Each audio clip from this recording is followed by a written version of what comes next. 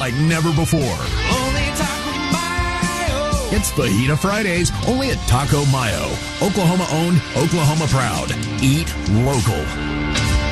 Whether watching your favorite team play or getting through the day, clear vision is important. For 50 years, the doctors at the nationally ranked Dean McGee Eye Institute have been committed to helping Oklahomans achieve their best possible vision. From regular eye exams to LASIK to cataract surgery, Dean McGee is the one source for all your eye care needs. So let the professional eye care provider of the OKC Thunder help you see more clearly. For an appointment at one of Dean McGee's 5 locations, visit dmei.org. Dean McGee Eye Institute. Vision for life. It's time to find out what's on the mind of the Thunder head coach. Here's the voice of the Thunder, Matt Pinto, on the Oklahoma City Thunder Radio Network. Western Conference Finals opens tonight at Paycom Center in downtown Oklahoma City. The Thunder taking on the Timberwolves, the 6th seed in the West, entering the postseason. We're joined by head coach Mark Daigneault in advance of Game 1. And Mark, while that's historic, a 6th seed getting to the Western Finals, first time since '95, this team is playing at a higher level than any 6th seed I can remember. What stands out for you about this opponent coming into the series? Well, the one thing about the seeding coming in was everything was so close, 2 through 10, for so long that where everybody ended up was, kind of a crapshoot. And so this is one of the best teams in the league since March 1st, since All-Star break. And they might have been all season if they had stayed healthier. They had a lot of injuries that they battled up through. And so a team we have a lot of respect for. We understand how capable they are. They've played great in the playoffs as well. And so we understand it's going to be a tall task. They have a pretty defined 8-man rotation. The roles seem very defined in that 8-man rotation, and they've really excelled in beating the Lakers 4-1 in round 1 and beating Golden State 4-1 in the second round, the Western Conference semifinals. Are there specific components to what they do that stand out for you? You know you've got to find a way to deal with in this series to win it? I think it's just they're 8 deep with really, really good two-way players. They all bring utility on offense, and they all defend in their own way. And so they're a team that doesn't have a lot of holes. They've got good playoff depth. They've got good balance and a good blend on both ends of the floor. They can play different ways, especially defensively when Gobert's in and when he's out. So just a team that throws a lot at you and that a lot of, what they do is effective. It seems that they have found the way to integrate Julius Randle almost seamlessly as the season's gone on since he came back from injury in early March, and he had just a stellar second round against Golden State. What's he doing well that concerns you entering this series, Mark? He's a matchup problem. I mean, he's obviously a great ISO player, always has been. He can bully smaller defenders. And then if you put bigger bodies on him, he plays in space. He picks pops. He shot the ball well in those situations. So he's just a very difficult matchup, and they understand what buttons to push based on who's guarding him and what they're doing. And so they've found a nice rhythm with him. He's integrated well with the rest of the team. He's a really good passer in isolation situations. He's willing to move the ball, so he's not a black hole there. And somebody that, again, really good player that's playing at a really high level. The maturation of Anthony Edwards seems evident in this rise for the Timberwolves. Now a more willing passer, it seems, trusting his teammates, and obviously an explosive scorer. Is he the primary top of the rung priority for you guys entering the series defensively? Yeah, he has to be just because of how aggressive he is and how dynamic he is and how explosive he is. He's just a guy that you've got to commit help to and show a crowd to. He has done a really good job with his playmaking. He's improved that significantly over time.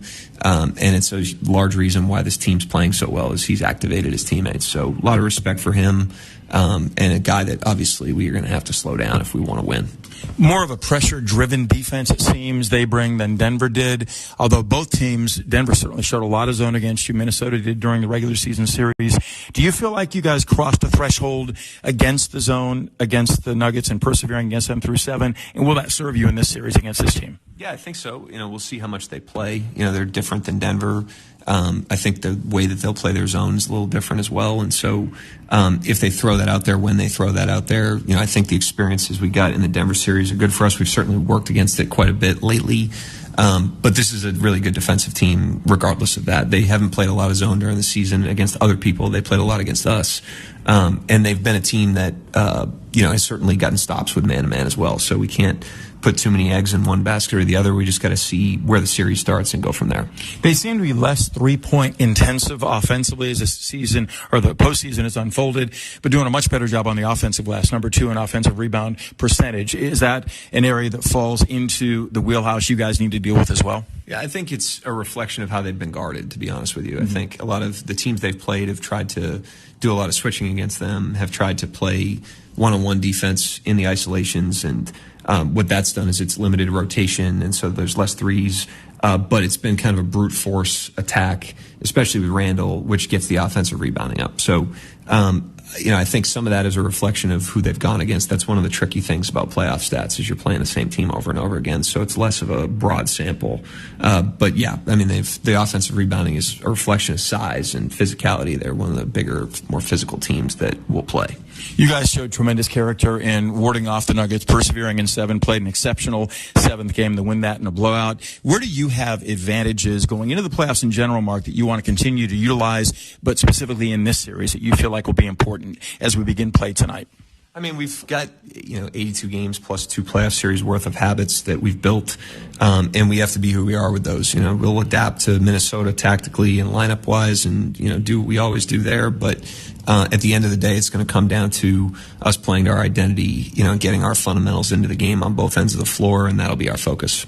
As you look at game 1 coming off of the quick turnaround, you played Sunday afternoon, so a day and a half to gear up and get ready for the next opponent, the Western Conference finalist, the Minnesota Timberwolves. What do you feel like is important in that transition? And are you guys ready mentally, physically? I think so. You never know until the ball goes in the air. But, I think, number one, we're able to keep minutes relatively under control in that game despite the intensity of it because of the score. So that was helpful.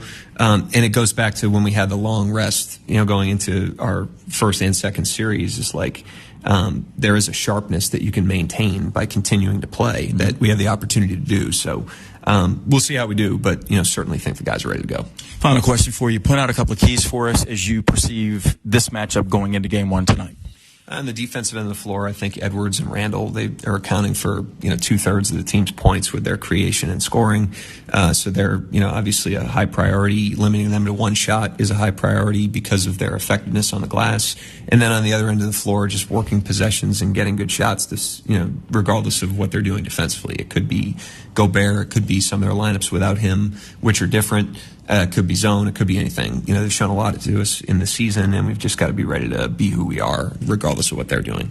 Congrats on getting here, Coach. Good luck in game 1. Thanks, Matt. It's Mark Daigneault, Thunder, and the Timberwolves in the first of this best-of-7 Western Conference Finals. Starting lineups next for you. This is Thunder basketball. Seconds on the clock. I'm chomping at the bit here, Frank. I'm telling you, this is a moment in basketball history to really relish in. Back at the offensive end, Ken Chubb mustards up all his strength and squeezes down into the paint. He breaks through the screen, posts up with buns out, catches the ball, and order up. And he's called for the double drizzle. Dude, just get your hot dog and let's get back to our seats.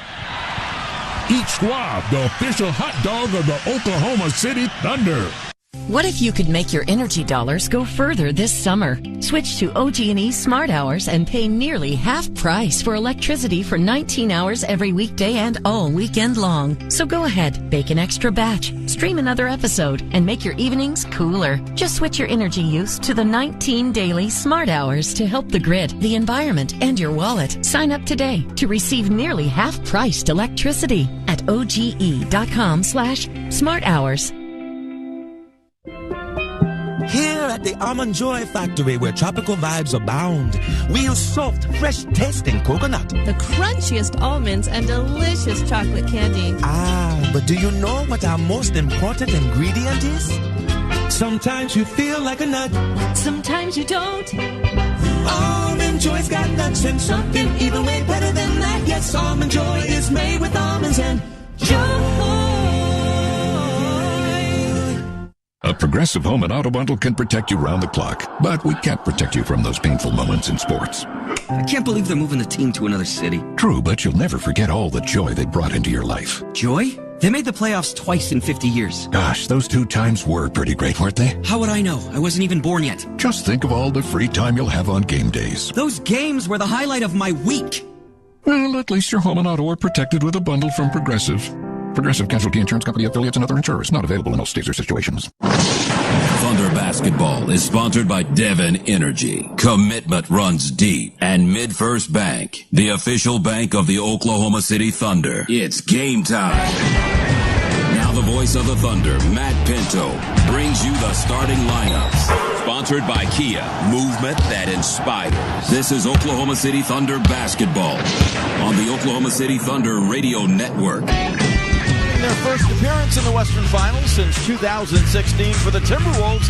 They're a repeat visitor. They were beaten last season in the Western Finals 4-1 by Dallas. They've made 4 consecutive playoff appearances under the guidance of their now 5th-year head coach, Chris Finch. He's got a 28-19 playoff record at the age of 55. Mike Conley, the ageless one at the point guard spot, a one-time All-Star for the Wolves at 6 feet 175 in his 18th season out of Ohio State, averaging 7 points, 4 assists in postseason. Shooting guard is Anthony Edwards, a 3-time All-Star, the Ant-Man at 6'4", 225 in his 5th year from Georgia, pumping in 26.5 points, doling out nearly 6 assists, and pulling 5 rebounds from Minnesota in beating both the Lakers and the Warriors to get to this point. Jaden McDaniels, a one-time all-defensive selection at the small forward spot at 6'9", 185, a blossoming offensive player in his 5th year from Washington, averaging 15 a game in this playoff run, pulling 6 rebounds. 3-time All-Star and long-time New York Knick at power forward spot at 6'9", 250. Julius Randle in his 11th year from Kentucky, averaging 24 points in the postseason with 6 assists and 6 rebounds. And manning the middle, 7-time All-Star, 4-time Defensive Player of the Year, Rudy Gobert at 7'1", 258 in his 12th season for France, averaging 9 points, 9.5 rebounds, 1.3 blocks in the playoffs for Minnesota. Now it's time for you to meet Thunder starting 5 for Game 1 of this Western Conference Final. Shai Gilgeous-Alexander, number 2, point guard, Oklahoma City Thunder. Shai steps back, fires, angle right three-pointer online, pitching it under money ball. SGA with the tray. Jalen Williams, number 8, small forward for the Oklahoma City Thunder. Down the lane to Dub, to the rim, scoops and scores. OKC lengthens the lead to 13. Dort, number 5, guard, Oklahoma City Thunder. 3 seconds. Jump pass the corner right to Dort for a 3 at the buzzer. It's up and in. Cha-ching, Thunder money ball. Isaiah Hartenstein, 55, center, Oklahoma City Thunder. Down the lane, missed the layup, but a big-time flush over the top by Hartenstein. Oh, Isaiah, don't be so mean. Chet Holmgren, number 7, athlete, Oklahoma City Thunder. Corner left, Holmgren. Wide open, snaps off a 3 that's online. Cha-ching, Thunder money ball. OKC by a dozen. This is Mark Dagnall, and we are the Oklahoma City Thunder. Thunder 40-7 at home, regular and postseason. That's an NBA best. And they want to avoid the fate of the semifinal round against Denver, where they were beaten just inside the buzzer by 2 to fall behind quickly in that series 0-1. Would love to hold home court with Game 1 tonight and Game 2 Thursday. A sea of white greeting Thunder as they enter the floor to begin this game. OKC clad in home white, Oklahoma blue numerals and letters trimmed in orange, yellow, and navy blue. The Wolves are in road gray with fluorescent green outlining their numerals and names as they will move from left to right across your radio dial. Will the Wolves in this opening half? Thunder from right to left. James Capers, Tyler Ford, Mark Lindsay blow the whistles. J.B. DeRosa, the alternate, should he be summoned. Game 1, 2 here, 2 in Minneapolis. Should more be necessary, it would alternate from there. Games 5, 6, and 7, and every other day pattern for the Western Finals to begin here in a matter of moments. Minnesota started this season 8-10. They were 22-21 through 43. Then they caught fire after Randall came back from injury, finishing 17-4. Thunder, an NBA best 68 wins in the regular campaign. Opening tip, a horrible toss. I mean, a horrific toss by Mark Lindsay is tapped back by Rudy Gobert. Wow, what a start to the Western Finals. McDaniels out front, dared to shoot, does. A wide open 3 is online and in there. Nobody within 5 feet of him. 3-0 Minnesota to begin Game 1. They shot it very poorly after a long layoff from Series 1 to Series 2 against Golden State, hitting 17% of their threes, losing that game by 11 as Dub loses a dribble handoff from Hartenstein off his foot out of bounds. Thunder's first possession of Game 1 goes bust. Minnesota, a much more pressure-intensive defense than Denver was around the ball. Randall on the dribble weave to McDaniels. Rummaging left alone to fire again. Hits a 16-foot jumper unguarded. 5-0 Minnesota. Thunder are losing McDaniels behind screens, and he's made 2 uncontested shots. Dub Can't shake free of Edwards. Top of the key given to Hartenstein. Plowing left. Reverses field. Hands the ball to Shea out front. Shea to the wing. Open. Snaps off a three-pointer that's on line. Not even close. Over the rim. Only backcourt. Ant-Man has the loose ball. Giving to Conley. Mike speed dribbles front court. Ant-Man played out front now by Holmgren. Isolated straight away. Dancing on the dribble. Crossing over. Steps back and cranks a three that's on line and in there. 8-0 Minnesota. A minute 15 in. So much for a slow start for a team that was rested for the last 5 days. Shea picked up by McDaniels, the best perimeter defender the Wolves have. Gliding right back at the Holmgren pick, pump fakes, fires and misses an angle-wide 16-foot jumper, but Gobert to buy the pump fake and gets to the free throw line, looking at the Thunder on the board.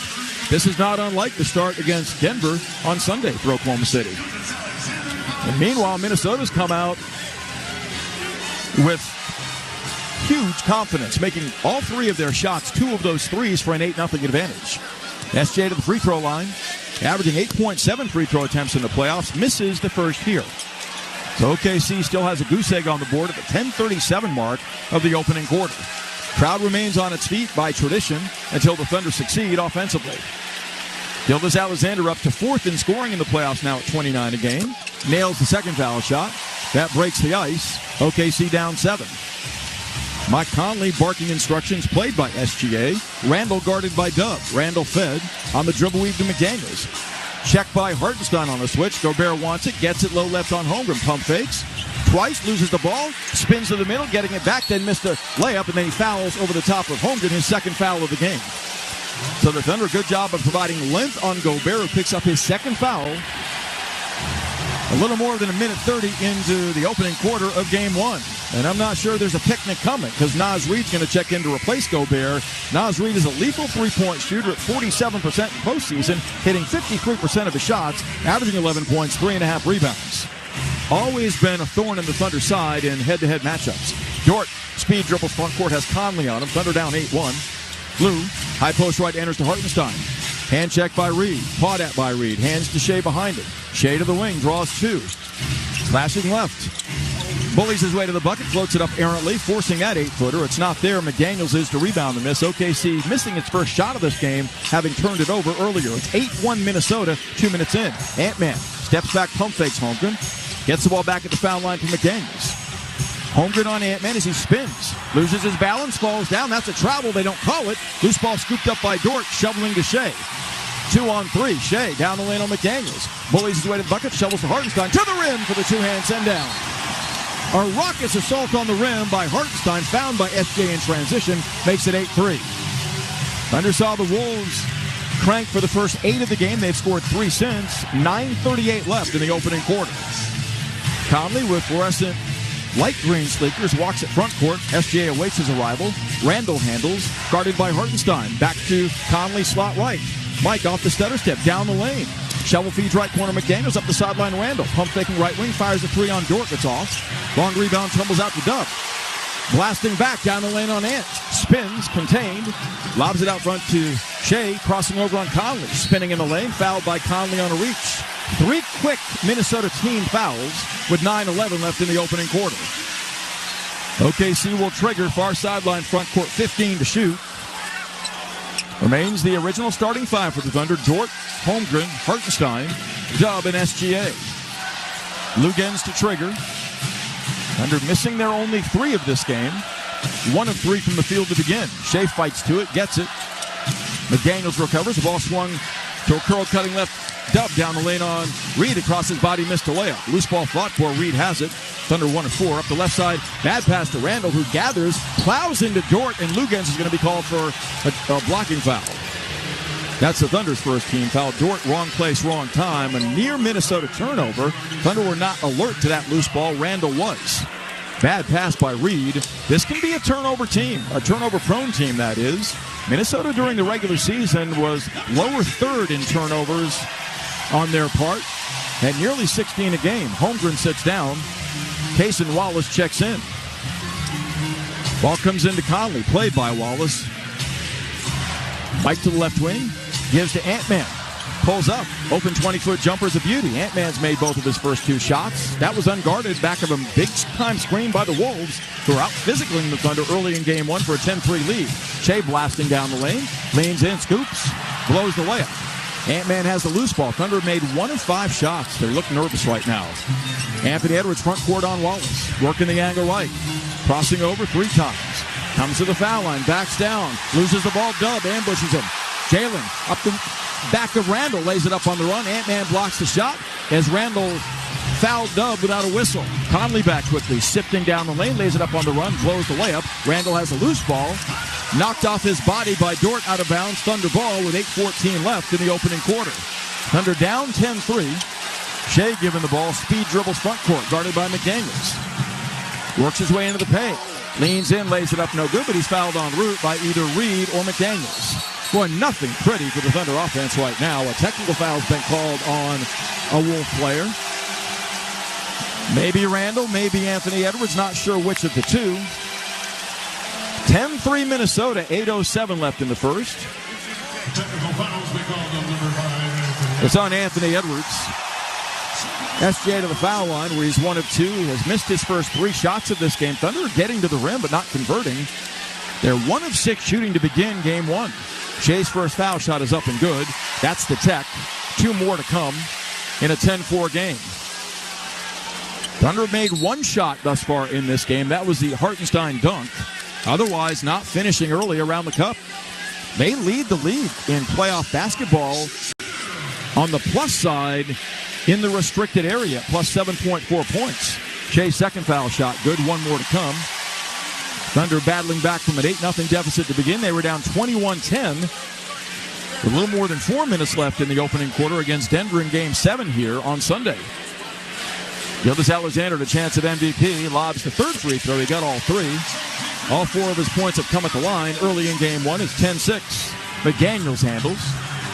Crossing the timeline as Shea on him. Works the angle left as Randall behind a pick by Conley. The ball comes to Mike Conley. Randall wants it against Hartenstein. Has it left corner. Julius plows the baseline. Nothing there. Bullies his way low left. 6 to shoot. Across his body. Floats it up. Around no good from 7. Well defended. Hartenstein has to miss. Giving SJ the right side to Dub. Jalen played by Edwards. Back to SJ near midcourt. Slashing left. Loses the ball going up as Randall fouls him. So Gilgeous-Alexander back to the line as the Wolves are out of fouls with 7:38 left in the opening quarter. So Shea to the stripe, attempting his 6th and 7th free throws of the initial 4.5 minutes of this game. Randall picking up his first. McDaniels has 1. Gobert on the bench with 2. Conley 1 as well. Shea from the line is 4 of 5. He's accounted for 4 of the Thunder's 6 points. First foul shot rolls off.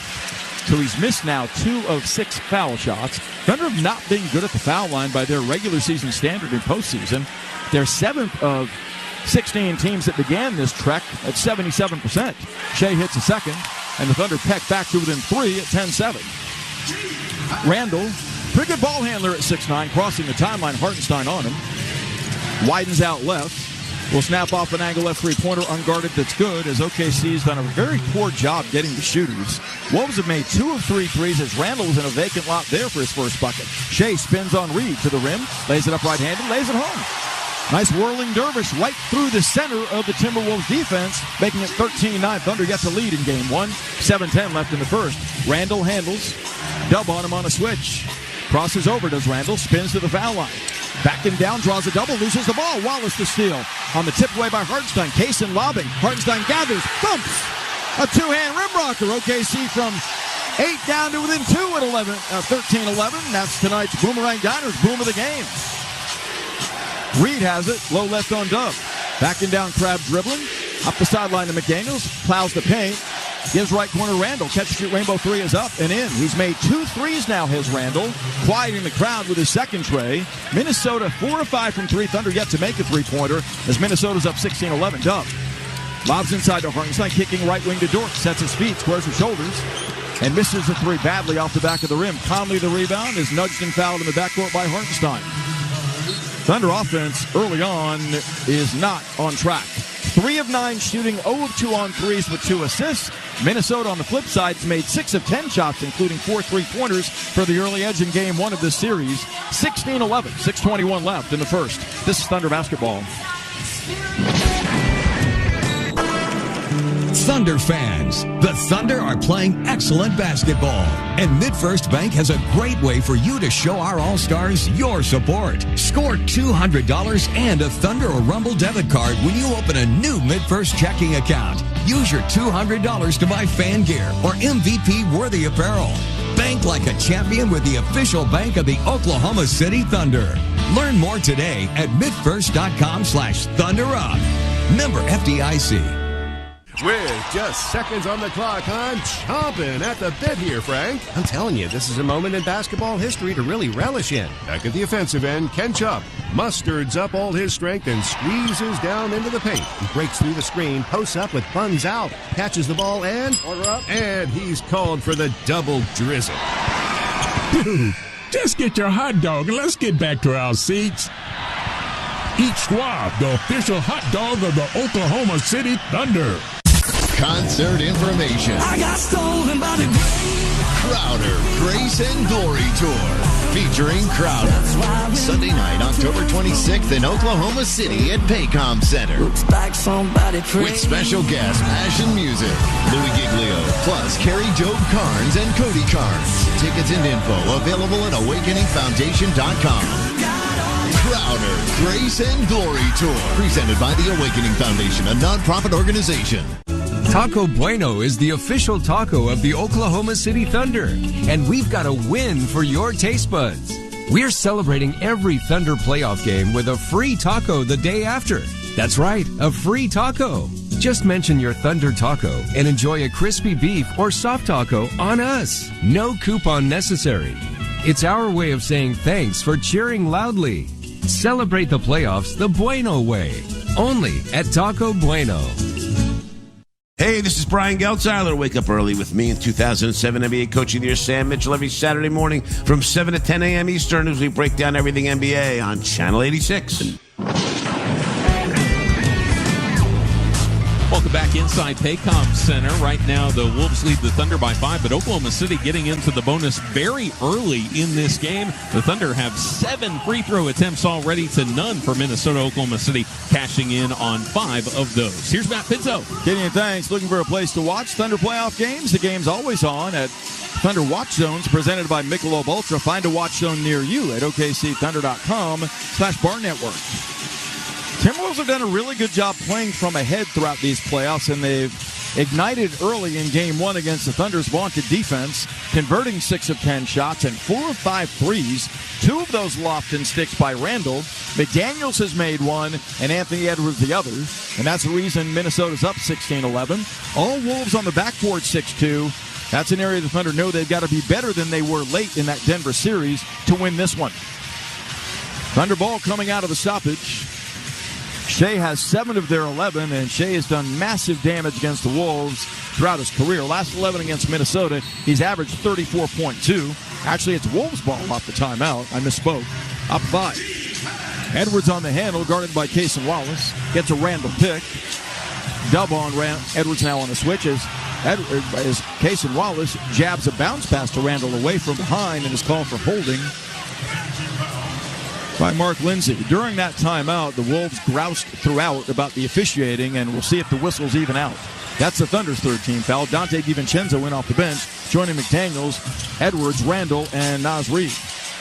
Edwards up top to DiVincenzo. High post left Randall, backing down Dub. Isolated.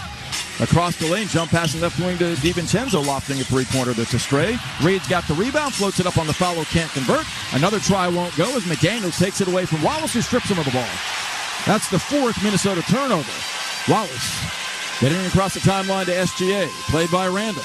Steps away, fires the unguarded 13-foot jumper, a beauty. SGA found the mid-range, has his second success. 9 points at 16-13. DiVincenzo plows the paint, loses the ball going up as Shea knocks it away. Up the right side to Dub. To the middle in transition. The Wolves recover. Shea fed. Dancing right on Randall. Shovel feeds on the baseline to Dort, who steps away from traffic. Dub fed near midcourt, scoreless. Jalen sizing up Ant-Man. Spins into the paint. Down the lane, loses the ball. Fouled on a reach-in by either Edwards or McDaniels. As Chris Finch is beside himself at what he believes to be a lack of whistles for his guys, and the Thunder getting every call. 16-13. Thunder can peck to within one if Dub knocks down these two foul shots. Well, it's evident early Minnesota's got more length than Denver has, more physicality in the way they play the game at both ends, and the Thunder will need to adapt and adjust. Dub readies for the first of two free throws, lofts it, and it rolls in. It wanted to crawl out, but it stayed down. Coming off of a massive 24-point outing, 17 of which came in the second quarter Sunday, in that Game 7 win by the Thunder against Denver. He, during this playoff run, has scored 30-plus once, 20-plus 6 times in this Game 12 for OKC. 16-14. Jalen's second looks good, and is. He buries them both here for his first 2 points of this series. And the Thunder, after trailing 8-0 to start, are within one as Wallace pesters Ant-Man full court. Edwards across the timeline gets a McDaniels pick high right. Holmgren back in as McDaniels trying to shake Edwards on a second screen. Edwards back to McDaniels up top, crossing over, lost the dribble. Dub has it. Down the lane in transition, blows by Randall, thumps the two-hand send down. Thunder 17, the Wolves 16, their first lead of Game 1, taking it away 6 times for 10 points thus far. 4:50 left in the first. Randall swiped that out front by Dub. Wheels left to the baseline, sidesteps two defenders. Jump passes right wing McDaniels, right corner DiVincenzo. Flashes away from Dort. Sails it up top to Reed for an open straightaway three that's online but short. Holmgren clears. Jammed on a double. Ball knocked out of his hand out of bounds by Edwards. It goes to the Thunder with 21 to shoot. 4:34 left first quarter. Nickeil Alexander-Walker, the cousin and what Shea calls his second brother, on the floor for the first time tonight. Alexander-Walker joining McDaniels, Edwards, Reed, and Dante DiVincenzo as Julius Randle sits down for the first time. He's got 6 points. No rebounds, though, as OKC's battling back on the glass, leading 17-16. Isaiah Joe, an early look for the Thunder off the bench. Joining SGA, Cason Wallace, Lou Dort, and Chet Holmgren. Shea barreling right. Jump passing to Joe. Left corner Holmgren, pump faking. Closed out by McDaniels. Across the lane, whips it right corner to Wallace. Fires a three over a contest. It's no good and not a good shot. Edwards were in the vicinity as McDaniels clears. Up the right side, DiVincenzo jammed by Joe to the trailing Reed. Wide left to Edwards. 4:10 left in the first, Thunder by 1. Edwards draws the double. Snaking baseline. Steps away, fires a contested fadeaway 21-foot jumper, no good. Holmgren a good contest. Joe mops up the mess. Isaiah front court. Picked up by Alexander Walker. Comes to the right baseline, contained by Edwards. Up the right side to SGA. Shea jab stepping on McDaniels with 10 to shoot. He's 30 feet from the bucket. Retreating. 3:45 left in the first. SGA on the handle. Drifting right wing. Reed on him now. 4 to shoot. Ball remains stationary. Shea cranks a wing three. A rainbow try that's not there. Not a good possession. McDaniels has to miss. On the glass, it's 10-4 Wolves. Up the left side, Ant-Man. Shovel feeds baseline to Reed. Played by Shea. Banging to the middle. Backing down. Whips the right corner of DiVincenzo. Catch a shoot open three-pointer is up and in. DiVincenzo's made 22% of his threes in the playoffs. Knocks down the Wolves' fifth in this first quarter to make it 19-17 Minnesota. Shea gives the ball to Holmgren. Pestered out front by Reed. Slashing left. Through traffic. Stripped to the ball by Reed. Off of Chet's body. Out of bounds. So the Wolves' complaining is paying off. Chet was fouled multiple times by the tandem of DiVincenzo and Reed that time, but no whistle. 3:10 left in the first. Jalen Clark gets an early look for the Wolves off the bench. Clark in this playoff run has played only twice. Thunder are challenging this play. I believe they think there will be approximate foul call or possession coming their way. The ball was dislodged by Reed's body, and either the ball off of him the Thunder saw as the assistant coaches let Mark Daignault know to challenge. Oklahoma City is challenging the ruling of out of bounds. That's James Capers, the crew chief of this three-person refereeing trio, on microphone to let you know. So either approximate foul on the play against either Reed or DiVincenzo, or simply awarding possession is the Thunder's objective here, challenging this play. 19-17 Minnesota, 3:10 left in the first. This is Thunder basketball. At Brahms, we offer more than just burgers, shakes, and fries. We have an entire fresh market for your everyday grocery needs, from farm fresh milk to meats, freshly baked breads, and produce. We also carry a wide variety of our premium ice cream, frozen yogurt, and sherbet. And with Brahms delivery trucks running 7 days a week, our items are always fresh. Stop by your neighborhood Brahms Fresh Market for an incredibly fast, incredibly convenient grocery shopping experience, so you can spend more time on things that matter most.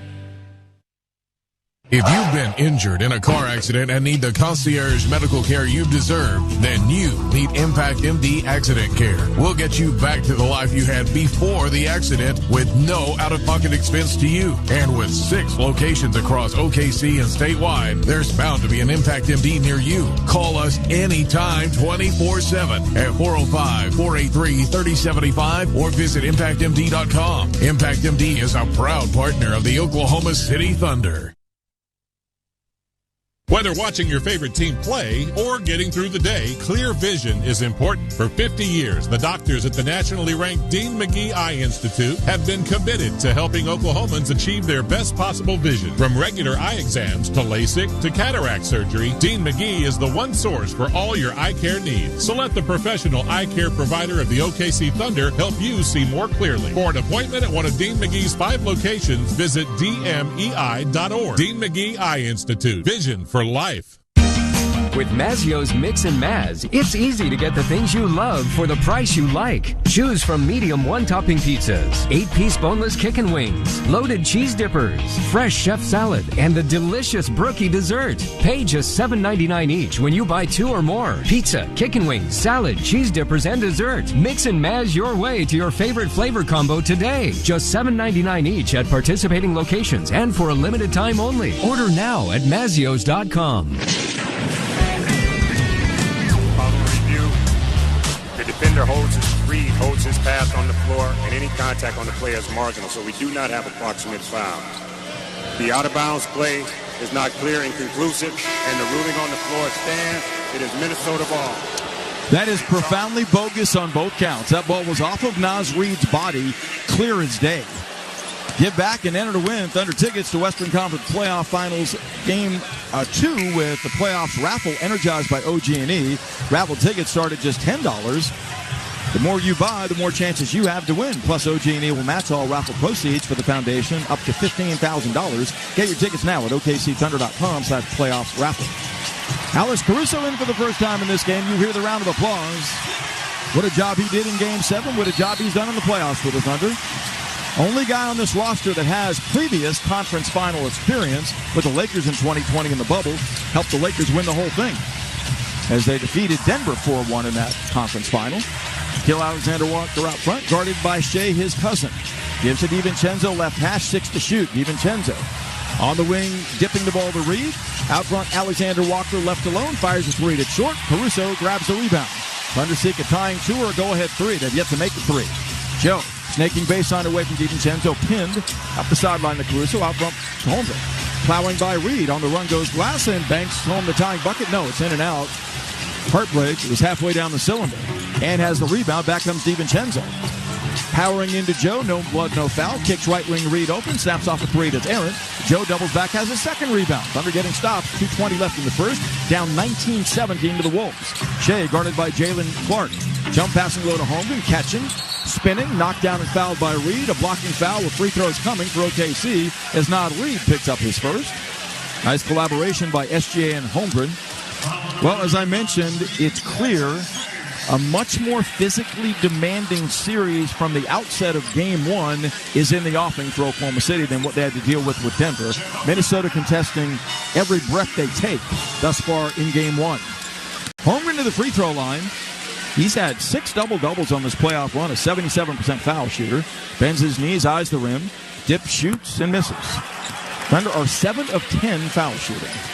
That will need to change, as will their three-point shooting. They're 0 of 4 from three-point range. Minnesota's made 5 of 10. That's a minus 15 in points. Chet readies with the second, scoreless on the night. Misses that. Fight for the rebound. Reed has it inside. 7 of 11 Thunder foul shooting in Game 1. Edwards behind Reed's interference, crossing the timeline. Wallace on him, looking left. Sends it wide left to Alexander Walker, pawed at by Joe, holding on his right hip. 8 to shoot. Alexander Walker driving to the corner, gives to Jalen Clark, spinning on Joe, and a 3 in the key defensive violation coming on SGA. The focus has not been optimal by the Thunder in Game 1. 1:52 left in the first. They've made 6 of 14 shots, forcing 6 turnovers for 10 points. And Minnesota's knocked down 5 of 10 threes to show the way from the outset as Edwards lofts and sticks the automatic tech. That's the first trip to the line for the Wolves. Holmgren sits down scoreless with 1 rebound in 6 game minutes, replacing the lineup by Kenrich Williams. Kenrich Williams dusted off after playing only 4 games on this playoff run for the Thunder. Edwards comes to the ball and comes out front to survey his club up 3. Angling right on the dribble, guarded by Wallace. Thunder show his own look. Edwards now grinding wide left 3 to shoot. Up top, Alexander Walker 2 to shoot. Elevates and fires a fadeaway 18-foot jumper that's no good. Rebound fought for. And Jalen Clark grabs it, and he's grabbed by Kenrich Williams. Thunder going small. They've got to find a way to clear their board. They've been dominated in rebounds thus far in game 1, 12-6. This is an extended possession for a Timberwolves team that's gotten up 2 more shots than the Thunder thus far. DiVincenzo will trigger near sideline. Caruso's on Naz Reid. 1:35 left in the first. Edwards screens and gets it straight away on Joe. Edwards double. Right wing DiVincenzo pump fakes. Behind the back dribbles. Comes baseline. Goes glass errantly from 12. Rebound fought for. Clark has it, but it's a shot clock violation. Ball never hit the rim, only the backboard, and that's the Timberwolves' 7th turnover. Done a good job cashing those in. They have 10 points off of those, and that really is their offense right now. Yet to make a 3 in 4 tries. Down 3, 2017. 1:15 left in the first. Shea pestered by Clark out front. Clark, a second-year man. Shea penetrates and kicks left wing to Joe for a rainbow 3 in there. Ching it Thunder money ball. Zay with the tray. It's tied at 20. And that's what he can do. He can bust open that defense that's crowding the lane. Edwards, guarded by Wallace, top of the zone. Off the stutter step. Works right of the paint. Gives it up straight away to Alexander Walker. Wants a screen from Edwards. Gets it. Alexander Walker back to Edwards. Back slot right. Alexander Walker firing an angle right 3. That's no good. Rebound. Clark just bullied his way against Caruso. Grabbed it and laid it in. 22-20 Minnesota. They've got the game's first second chance points and lead by a bucket. 40 seconds left in the first. Shea hand check by Clark at midcourt. Gets to Joe Pick. Slams right. Floats it up on the run. Wanted a foul, no whistle. Misses badly. Off the outlet. Bad pass thrown by Reed. Corralled by DiVincenzo with 28 seconds left in the first. Minnesota the ball in a 2-point lead. Their defense has been stealth in this opening quarter. Edwards pushing off on Wallace. Grinding left down the lane. Runs into Caruso. Banks it up no good. Caruso's contact with Edwards came after the foul call on a reach-in by Wallace. And Ant-Man goes to the free throw line to shoot 2. Holding his right leg, it looks like. Hobbling a little bit as a result of potentially knee-to-knee contact. Now, I'm not sure there's a foul on that play. But the Thunder have used one challenge, and they're done. So the challenge that they administered was not successful, so they have no challenges remaining. Edwards to the free throw line. Minnesota shown the way throughout. Thunder have led 1 time or 2 times thus far in this game. Edwards' first free throw is perfect. The Wolves are 2 of 2 at the line, winning the rebounding battle decisively 15-6, and that was the number 1 key coming into game 1, in my mind, was rebounding, defensive boarding, and OKC's done a poor job there, getting up 5 fewer shots than Minnesota thus far in this game, despite taking the ball away 7 times. Edwards with a second. Rolls off. Kenrich Williams clears, and OKC gets it back down 3. Last shot time, shot clock off. 15 seconds left in the first. Wallace on the handle. Guarded by Jaden McDaniels. Stationary from 40. 7 seconds left. Gets a Shea pick. Angles right, giving to Shea straight away. 3 seconds. Slashing left. Pulls up from the wing. Cranks a 20-foot jumper. Barely grazed the rim, and that's how the quarter ends. Timberwolves came in, and they laid physical contact on the Thunder, holding OKC to 35% shooting, 1 of 5 on threes. The Wolves have led virtually throughout by as many as 8, and on a 23-20 lead over the Thunder going to the second quarter of Game 1 of the Western Conference Finals. This is Thunder Basketball. What if you could make your energy dollars go further this summer? Switch to OG&E Smart Hours and pay nearly half price for electricity for 19 hours every weekday and all weekend long. So go ahead, bake an extra batch, stream another episode, and make your evenings cooler. Just switch your energy use to the 19 daily Smart Hours to help the grid, the environment, and your wallet. Sign up today to receive nearly half-priced electricity at OGE.com/Smart Hours. Midfirst Bank is proud to be the official bank of the Oklahoma City Thunder and the exclusive provider of the Thunder and Rumble debit cards. As the largest privately owned bank in the nation, Midfirst Bank has the strength, stability, and expertise to help you prepare for the now and the future. So, no matter where your financial journey takes you, Midfirst Bank is the partner to help you get there. Midfirst Bank, true to you. Member FDIC. At Brahms, we offer more than just burgers, shakes, and fries. We have an entire fresh market for your everyday grocery needs, from farm fresh milk to meats, freshly baked breads, and produce. We also carry a wide variety of our premium ice cream, frozen yogurt, and sherbet. And with Brahms delivery trucks running 7 days a week, our items are always fresh. Stop by your neighborhood Brahms Fresh Market for an incredibly fast, incredibly convenient grocery shopping experience so you can spend more time on things that matter most. Whether watching your favorite team play or getting through the day, clear vision is important. For 50 years, the doctors at the nationally ranked Dean McGee Eye Institute have been committed to helping Oklahomans achieve their best possible vision. From regular eye exams to LASIK to cataract surgery, Dean McGee is the one source for all your eye care needs. So let the professional eye care provider of the OKC Thunder help you see more clearly. For an appointment at one of Dean McGee's 5 locations, visit dmei.org. Dean McGee Eye Institute. Vision for life. Thunder basketball is sponsored by Devon Energy. Commitment runs deep. And Midfirst Bank, the official bank of the Oklahoma City Thunder.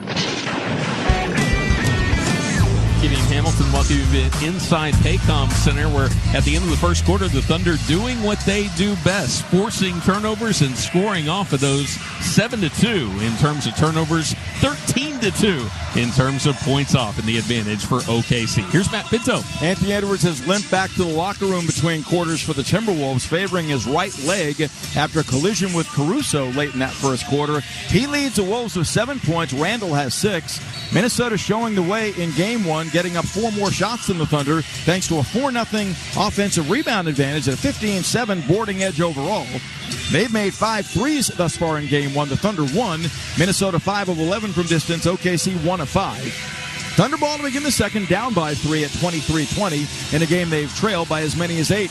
Reserve your spot for the next season of Thunder basketball. Deposits for 2025-2026 season ticket memberships are officially open. Get ahead of the game and lock in your deposit now at OKCThunder.com/memberships. OKC coming with Caruso, Cason Wallace, J-Dub, Aaron Wiggins, and Isaiah Hartenstein down 3 as DiVincenzo provides on-ball pressure on Wallace. High post left Hartenstein fed. Hands to Dub, who's bumped and fouled by DiVincenzo. Well, the Wolves are just taking no quarter physically. They're paying the price with fouls galore being called against them. Thunder are not maximizing those opportunities, though. 7 of 11 free throwing thus far. Randall, Gobert, Conley, DiVincenzo, and Alexander Walker for the Wolves. Wallace, hand check by DiVincenzo at the foul line, feeding Dub. Elevates and fades. His angle left 15-foot jumper, not close. Rebound tipped out, claimed by DiVincenzo. Right now the Wolves dominating the glass. Randall fed left corner, guarded by Wiggins. Quick swivels. Backing down, now grinding. Across his body, finds Conley. Slot right to DiVincenzo. 10 to shoot. Crowded by Wiggins, back to Randall.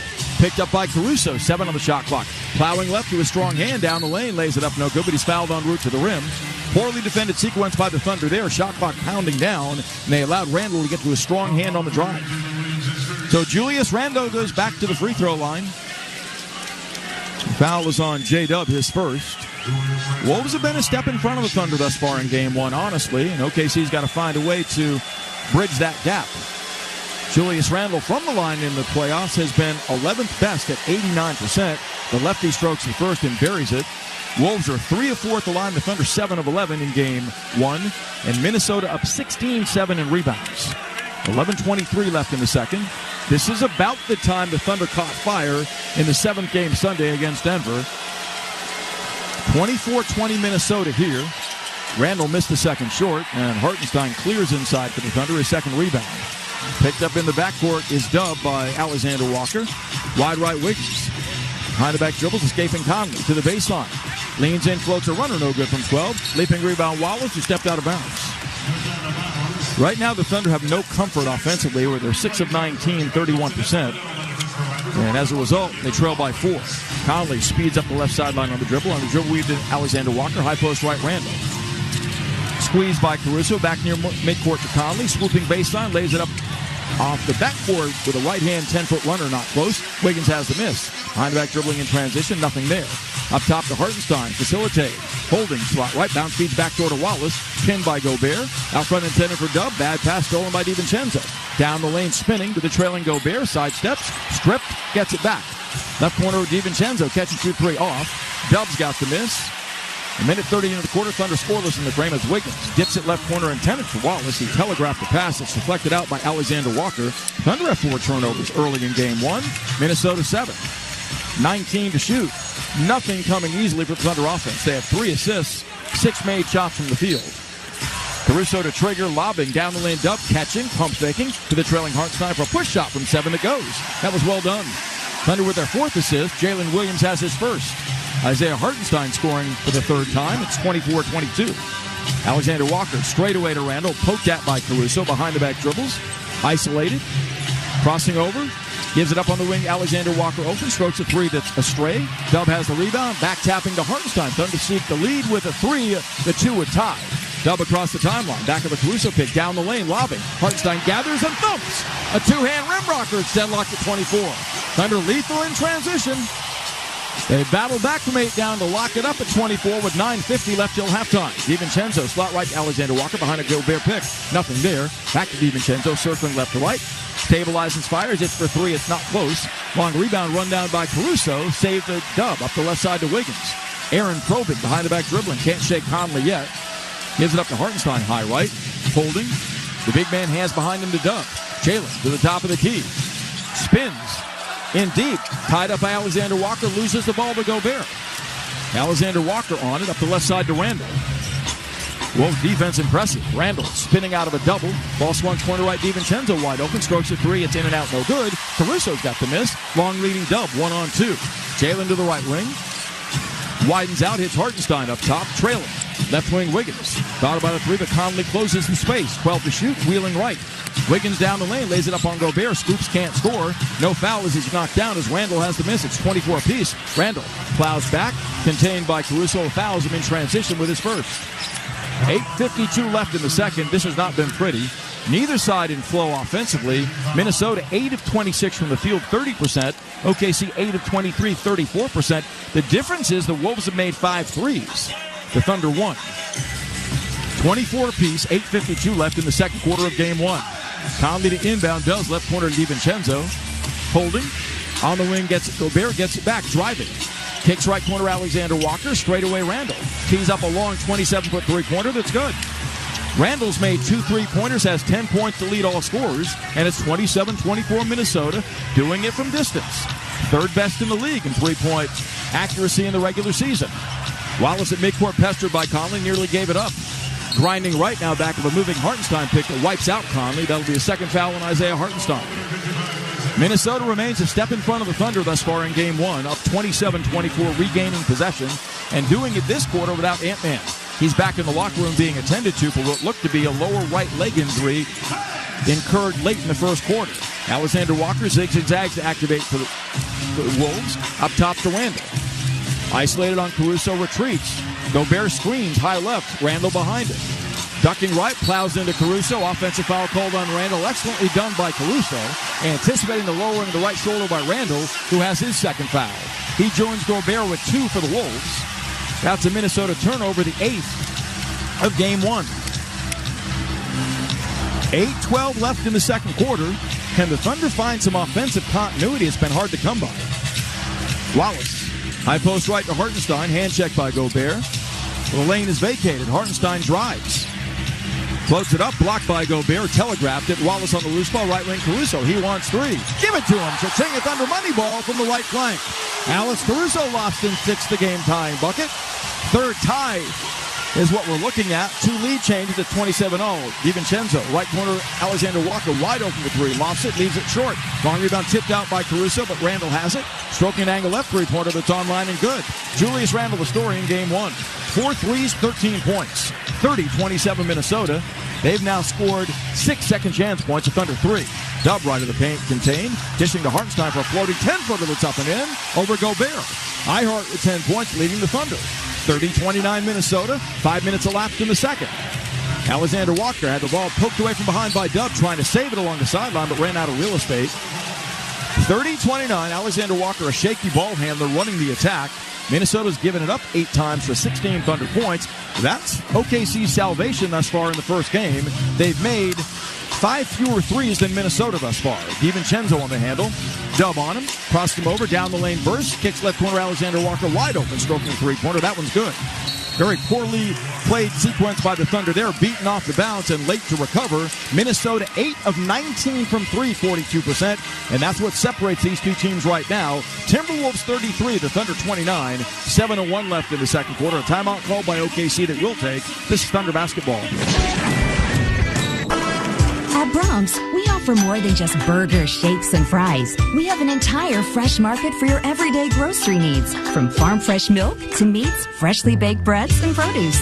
We also carry a wide variety of our premium ice cream, frozen yogurt, and sherbet. And with Brahms delivery trucks running 7 days a week, our items are always fresh. Stop by your neighborhood Brahms Fresh Market for an incredibly fast, incredibly convenient grocery shopping experience, so you can spend more time on things that matter most.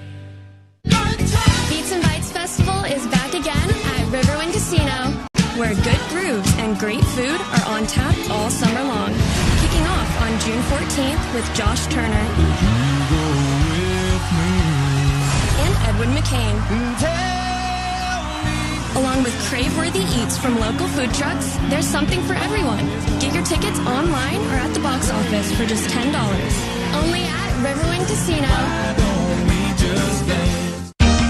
With Mazio's Mix and Maz, it's easy to get the things you love for the price you like. Choose from medium one-topping pizzas, 8-piece boneless chicken wings, loaded cheese dippers, fresh chef salad, and the delicious brookie dessert. Pay just $7.99 each when you buy 2 or more. Pizza, chicken wings, salad, cheese dippers, and dessert. Mix and Maz your way to your favorite flavor combo today. Just $7.99 each at participating locations and for a limited time only. Order now at Mazios.com. What if you could make your energy dollars go further this summer? Switch to OG&E Smart Hours and pay nearly half price for electricity for 19 hours every weekday and all weekend long. So go ahead, bake an extra batch, stream another episode, and make your evenings cooler. Just switch your energy use to the 19 daily Smart Hours to help the grid, the environment, and your wallet. Sign up today to receive nearly half-priced electricity at OGE.com/Smart Hours.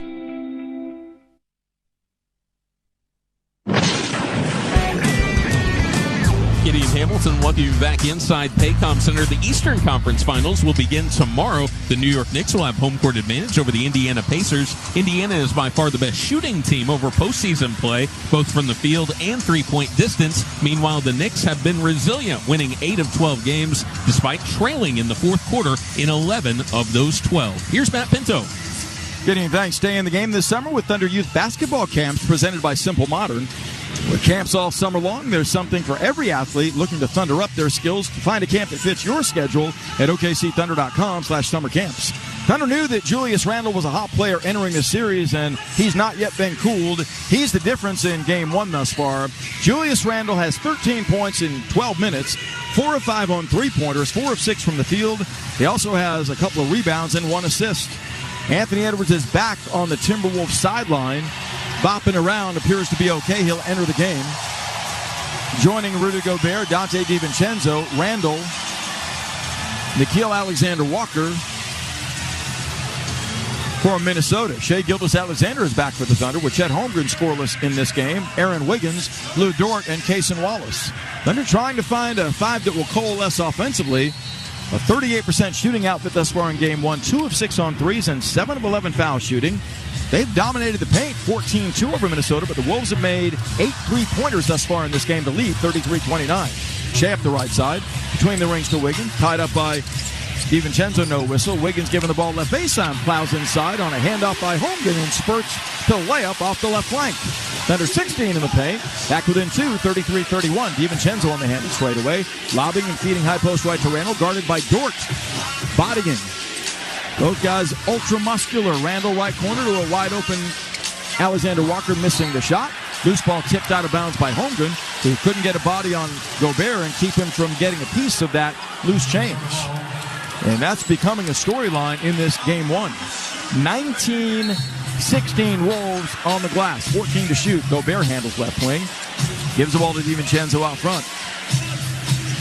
DiVincenzo sifting left wing, hooks the ball up top to Alexander Walker, slicing left on Wiggins, down the lane, spins and fades, gives left corner Randall. Contained by Dort, plows the baseline at the shot clock violation. Couldn't get the shot up. Dort, an excellent closeout, not allowing Randall to look from 3. That becomes the Wolves' 9th turnover. Those have fueled the Thunder to 16 points. OKC gets it back down to 33-31 as McDaniels readying to re-enter for the Wolves midway through the second. SJ between the circles. Gliding right. Pulls up pops. Fadeaway 13-foot jumper won't drop it short. He is now 2 of 9 in game 1. 1 and done for the Thunder. Edwards on the handle crossing the timeline. Shadowed by Wallace, right wing to Randall. Plowing on Wiggins. Doubled by Holmgren. Spins baseline. A fadeaway 20-foot jumper, a beauty. Having his way in game 1 with 15 points in 13 minutes. Wolves back up 4, 35-31. Gildas Alexander picked up by Alexander Walker, his cousin. Angles right. Lobs inside to Holmgren. Can't catch it. Loses the ball. Falling down. Gobert the steal.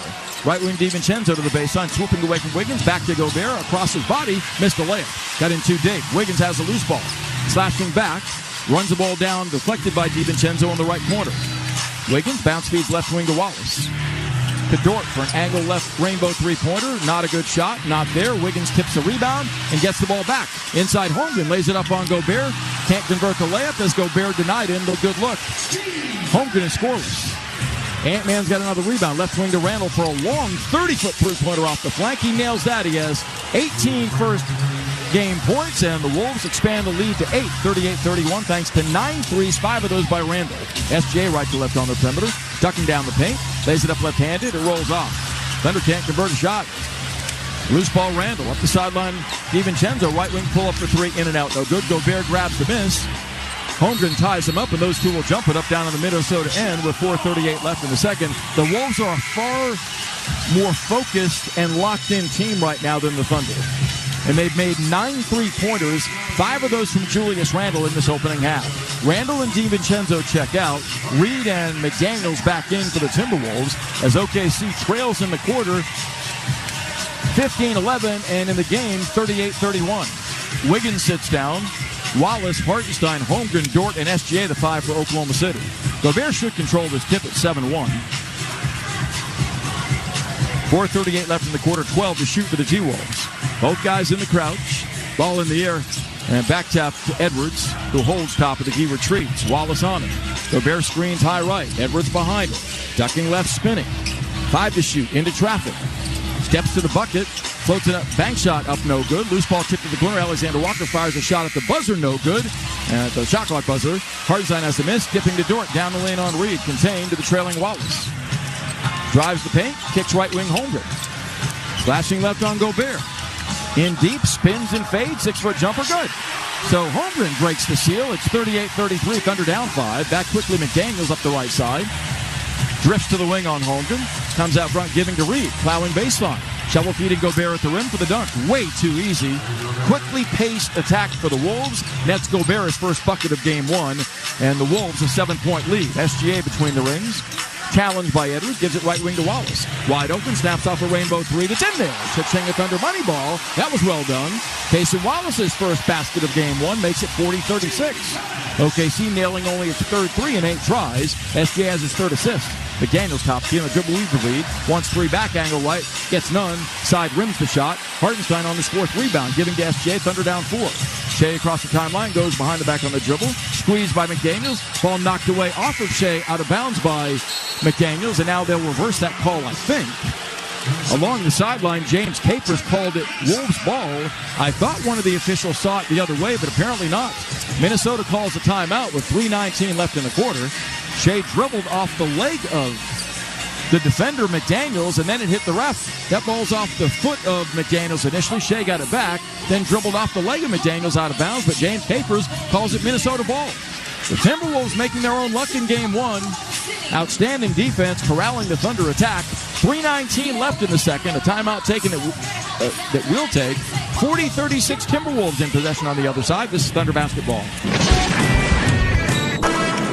What if you could make your energy dollars go further this summer? Switch to OG&E Smart Hours and pay nearly half price for electricity for 19 hours every weekday and all weekend long. So go ahead, bake an extra batch, stream another episode, and make your evenings cooler. Just switch your energy use to the 19 daily Smart Hours to help the grid, the environment, and your wallet. Sign up today to receive nearly half-priced electricity at oge.com/smarthours. Taco Bueno is the official taco of the Oklahoma City Thunder, and we've got a win for your taste buds. We're celebrating every Thunder playoff game with a free taco the day after. That's right, a free taco. Just mention your Thunder taco and enjoy a crispy beef or soft taco on us. No coupon necessary. It's our way of saying thanks for cheering loudly. Celebrate the playoffs the Bueno way. Only at Taco Bueno. Whether watching your favorite team play or getting through the day, clear vision is important. For 50 years, the doctors at the nationally ranked Dean McGee Eye Institute have been committed to helping Oklahomans achieve their best possible vision. From regular eye exams to LASIK to cataract surgery, Dean McGee is the one source for all your eye care needs. So let the professional eye care provider of the OKC Thunder help you see more clearly. For an appointment at one of Dean McGee's 5 locations, visit dmei.org. Dean McGee Eye Institute. Vision for life. Stevie Nicks.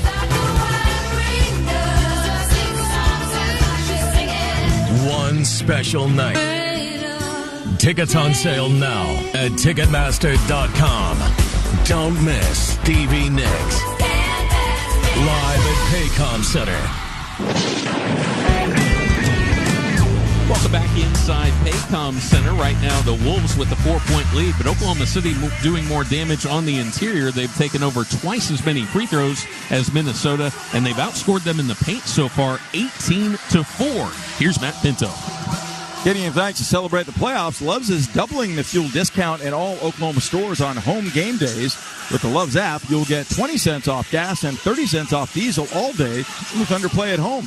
Download the Love's app and save. Next game at home will be Thursday, game 2 of this series, 7:30 here. Thunder getting up 5 fewer shots than the Wolves because they've allowed 7 offensive rebounds to Minnesota and turned the ball over 7 times themselves in this game. 5 of those giveaways coming in this second quarter.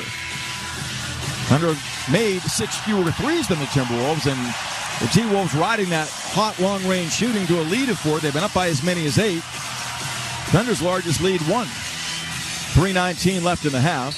Thunder 2 fouls to give, the Wolves 3.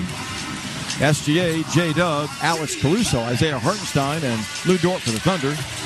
Against Gobert, Edwards, Conley, Reed, and McDaniels. Edwards handles near midcourt, 12 to shoot. Swooping right, pulls up, fires a 3 straight away. That's in and out, no good. Gildas Alexander grabs his first rebound of this game. He's 2 of 10 shooting thus far. Weaving right into the paint. Kicks out right wing to Dub. Barreling to the free throw line, nothing there. Sends the ball to Caruso beyond the arc. Now back to Dub, retreating to big court, 10 to shoot. Hartenstein screens McDaniels, nothing materializes. Dub sends it near midcourt to Shea, 4 to shoot. Shea dancing left, crossing over on Gobert, 2 to shoot. He does. A wing rainbow prayer not answered. No rim, only backboard, out of bounds as a shot clock violation. Shea is 2 of 11 shooting, 9 points, none in the second quarter. Randall is back in. That's bad news. He has 18 of the Wolves' 40 points. Has made 5 3-pointers thus far in game 1. He sits down Gobert, and he's guarded by J-Dub with 2:39 left in the half. Dub 1 of 6 shooting. Holmgren 1 of 3. Shea 2 of 11. Dort 0 of 2 among starters. Hartenstein has made 5 of 6 and has 10 points. Conley against 2-3 zone. Working up top. Spot left to Reed. Holding. Closed out by Caruso on the dribble weave to Conley. Slashing and kicking left corner Randall. Closed out by Hartenstein. Drives by him on the run. Banks it on the fly. No good from 12. But he fouled by Hartenstein trying to recover from behind. Ihart 3 fouls now as Randall has the Thunder in a massive matchup pickle. 2:22 left in the half. He's dominated this first game's first half. Julius can get to 20 points before halftime. His playoff scoring high is 31. His career scoring high in a regular season game, 51. Randall arcs the first. That one's up and good. He's 2 of 3 at the line, has 18 points, including 5 3-pointers, and has his team up 5 right now with 2:22 left in the second quarter. Holmgren in, joining Caruso, SGA, J-Dub, and Lou Dort. Randall given the ball for the second. Very deliberate. Left foot in front of the right. Arcs the free throw and sticks it. He's got 20 first half points. Fifth straight game with 20 or more for Randall. Thunder down 6. Wolves show a 1-2-2 zone. In the lane, Holmgren fed. Dishes baseline to Dort for the dunk. Thunder carve it up immediately, getting the ball right into the solar plexus of that defense. And the Thunder have 20 points in the paint, the 4 for the Wolves, but trail the game 42-38. Edwards out front, zigging and zagging back up to McDaniel's pick. Ducking to the right wing, cranks a three that's online and good. Anthony Edwards makes his second three of the half. He has 10 points as the Wolves, burying the Thunder from distance, have 10 made threes in the half. Ball swung to Dub, left corner Dort. Closed out by Edwards. Drives and hits Caruso. Penetrating, throws it away to Randall. Wolves get it back up 7, 45-38. Reed, right of the paint, hands to Conley. Slot right Randall. 15 to shoot. Reed wants it back, gets it off the post against Dub. Bangs, backing him down, loses the ball. Dub took it away. Reed is scoreless. Shea fed down the lane against 3. To the rim, scoops it, leaves it short. Another missed shot by Shea, who's 2 of 12. Reed back quickly to the trailing Edwards. Closed out by Dort. Plows left. In deep. Runs into Caruso, and Alex Caruso fouls him with a block. 1:14 left in the second. The Wolves are making the plays they need to make. Keep the crowd relatively quiet here at Paycom Center. Edwards to the free throw line to build on his 10-point performance. He has 4 rebounds as well. Thunder shooting 37% in this game, making only 7 of 11 free throws. Shea is 2 of 12 with 9. Edwards rattles in the foul shot. Minnesota pulling away by 8, matching its largest lead of game 1 that was 8-0 to start this game. 46-38 Minnesota. Timberwolves have been outstanding on the road in the playoffs where they're 4-1. For the season, 28-18 away from home. Caruso sits down with 2 fouls. Isaiah Joe summoned by Mark Daignault, trying to find 5 guys that will coalesce and generate sustained offense. Thunder held to 38 points thus far. Edwards hits both, and the Thunder are down 9, their largest deficit, at 47-38. 1:11 left in the first half. Flashing left Shea, spinning across his body, scoops. It's blocked going up by McDaniels. Shea 2 of 13. Edwards on the loose ball. Left wing to Randall, left corner to Conley. Fires a 3 on Dort. Leaves it short. That's not a good shot. Joe retrieves. 50 seconds left in the second. Thunder grinding offensively, held to 16 points in the quarter as McDaniels knocks Shea down along the sideline and commits a foul. Intent there was clear. Make Shea work. First on McDaniels. First team foul on the Wolves in the game's last 2 minutes. Both sides out of fouls now with 49.8 left in the second quarter. Wolves have come in and really administered their will in this opening half. Up 9 right now, 47-38. Thunder had 20 in the first. They've scored 18 since. Dort to trigger. Shea knocked down by Edwards off the ball, no whistle. Ball comes to Joe on the left wing. And Edwards is standing over the top of Shea. Call something. Edwards pushes Shea and finally gets whistled for a foul. His second. But it's clear the Wolves' intent. Where Shea Gilgeous-Alexander down, and they've done that in this opening half by results. Shea's 2 of 13 shooting, 5 of 7 free throwing. He's been held to 9 points. 47-38 Minnesota with 4:46 left to play in the opening half. Cason Wallace will check in between foul shots. Shea gathers himself from the line. Thunder have not been good at the line in this game. They're 7 of 11, Minnesota 7 of 9. Shea 5 of 7. His first foul shot is up and good. His first point of the second quarter comes with 44.6 seconds left between now and halftime. Isaiah Joe out. Cason Wallace in for the Thunder. Thunder down 8, 47-39 in game 1 of this best-of-7 Western Conference Final. Minnesota, mighty impressive to begin this game. 10 threes made, Randall has 20. Shea's second free throw is pure. Give him 11, and the Thunder are down by 7, 47-40. 44.6 left in the half. Thunder seek a stop. Conley on the handle, picked up by SGA crossing the timeline. Pounds it at the Thunder logo, so curl cutting Edwards. Blasting down the lane, missed a dunk, but he's fouled by Dort going up. 35 seconds left in the second. That's the energy that Minnesota's come in with from the start. They grabbed the early 8-0 lead, and honestly, although the Thunder have led a couple of times by 1, Minnesota's dominated this first half of game 1. Edwards 4 of 5 from the foul line. Dort picking up his second foul. Edwards makes the first foul shot as the Wolves are taking care of their business at the line on the road. 8 of 10. 48-40 T-Wolves. Joe in, Dort out. Lugan scoreless tonight. From 3, 0 of 2. From the field has made 1 of 3 shots. Edwards' second free throw looks good, but it's not good. In and out. Rebound run down to the corner by Holmgren. Edwards all over him. Chet needs help as we have, an issue with the clock. 30.2 left in the half. 48-40 Minnesota. T-Wolves led by 3 after 1. They've expanded that lead to as large as 9 since. Dub a quiet half, 4 points. Shea a quiet half, 2 of 13 shooting. Holmgren has only 2 points on 1 of 3 shooting. Shea speed dribbles front court, down the lane on McDaniels. Elevates, jump pass and low to Dub, pump faking twice, lays it up left-handed, lays it in. That was well done. Thunder attempted a 2-for-1 possession scenario, but they just missed it. Shot clock's off, 20 seconds left in the half, and Oklahoma City's down 48-42. Edwards to the chain of defense out near midcourt, guarded by Joe. Dub now switches on him. Ball comes high post right to Randall, played by Wallace. From behind, Dub knocks it away, ambushing. Jalen down the lane on Edwards. Pump fakes, lays it up, blows the layup. Joe has the loose ball, and he's fouled going up by either Edwards or Randall. If it's Edwards, it's going to be his 3rd foul. If it's Randall, it's going to be his 3rd. That's a key sequence. Thunder coming up with their 11th takeaway of Game 1. Those have been cashed in for 16 points thus far. That foul was on Randall, his 3rd. Isaiah Joe to the free throw line. Joe has made a 3 in this game. He's 5 of 6 from the line in the playoffs. Getting more of a run tonight. 6 minutes worth in this opening half than he did late in that Denver series. Readies for the first. Bends his knees, eyes the rim, dips, shoots, and swishes. OKC within 5, 48-43, hanging in resourcefully despite not playing well offensively in this opening game. 1.7 left till halftime. Thunder down 5, 48-43 as they were down 9 moments ago. Joe readies with the second. Casts it, sticks it. Thunder down 4.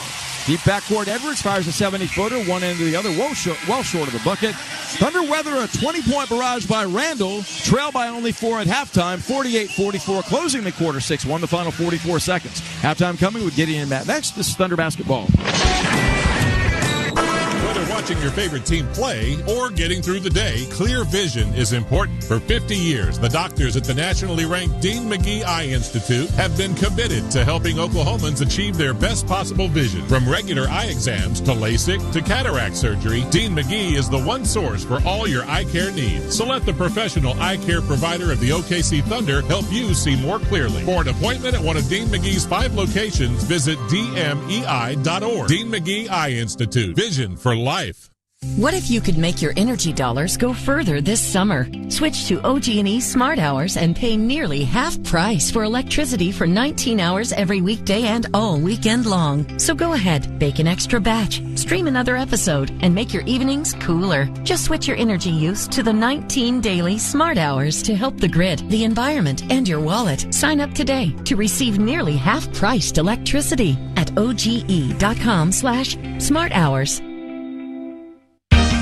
With Mazio's Mix and Maz, it's easy to get the things you love for the price you like. Choose from medium one-topping pizzas, 8-piece boneless chicken wings, loaded cheese dippers, fresh chef salad, and the delicious brookie dessert. Pay just $7.99 each when you buy 2 or more. Pizza, chicken wings, salad, cheese dippers, and dessert. Mix and Maz your way to your favorite flavor combo today. Just $7.99 each at participating locations and for a limited time only. Order now at Mazios.com. Big wins are blooming across Riverwind Casino, and the jackpots have never been sweeter. Go all in on your favorite table games. Hedge your bets on the biggest wins and unbeatable entertainment. Use your wild card for the best perks and the top rewards. And play for your share of the $100,000 Lucky May Days giveaway. Win with the best. And we'll see you at Riverwind. This copyrighted broadcast of the National Basketball Association may not be retransmitted, reproduced, rebroadcast, or otherwise distributed or used in any form without the express written consent of the NBA. This is the Oklahoma City Thunder halftime show with Gideon Hamilton and Matt Ravis. Now on the Oklahoma City Thunder Radio Network. Hey, welcome in, everyone. We're back inside Paycom Center, and it is the Oklahoma City Thunder halftime show. I'm Gideon Hamilton. I'm joined by Matt Ravis. This is Game 1 of the Western Conference Finals, and at the break, Minnesota leads Oklahoma City 48-44, and we know Minnesota has been able to hit some three-point shots. Now, they went ice cold as the first half went along, started missing a bunch of those attempts. Oklahoma City really hasn't taken many because Minnesota, Matt, has elected to defend them from a conventional man-up perspective, and Oklahoma City has been getting to the rim on them. They've outscored the Timberwolves in the paint by an incredible margin, 22-4. They've outscored them off of turnovers, 18-4, which is enormous.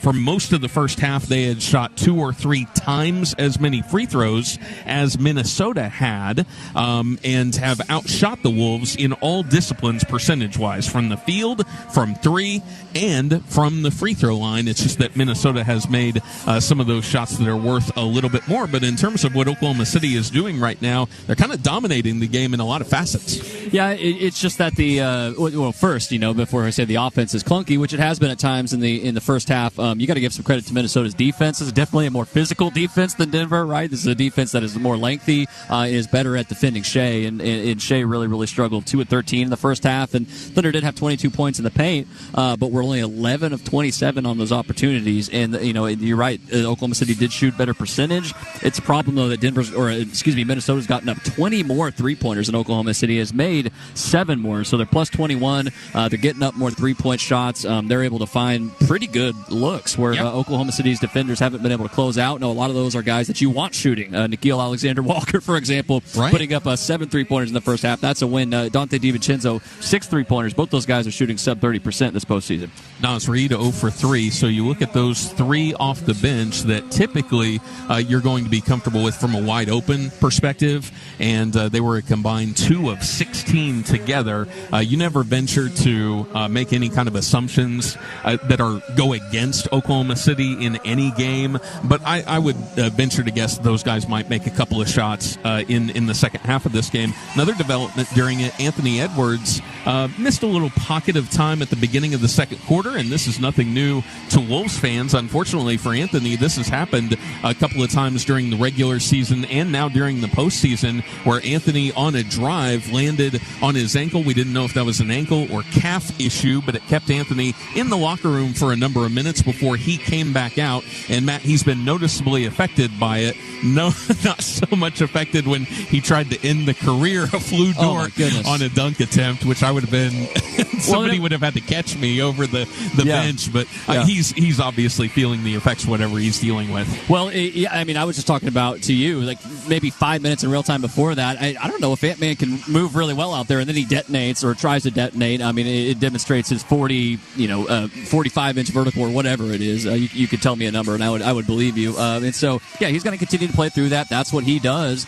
I almost feel like sometimes ankle injuries make Ant-Man even stronger. Not to be flippant about it, but he's a guy who's very tough and can play through those things, and did very well to do that. But I got to tell you, I mean, the Minnesota Timberwolves, I'm sure you want to talk about this, don't get through that first half with a lead without Julius Randle's incredible shot making. Julius Randle's shot making, and that's it. Because, and you tell me if I'm being too harsh here, but he picks up a horrible third foul late in the first half, being blissfully unaware when he's backing down or holding the basketball on a couple of occasions have really cost this team. And I feel like when he has driven a couple of times, he's been fortunate to be able to end up at the free throw line, because I don't think there was a lot of rhyme or reason for that. Now, the shooting, obviously you're correct. He's 5 of 6 from 3-point distance, and he knocked down another tough jump shot.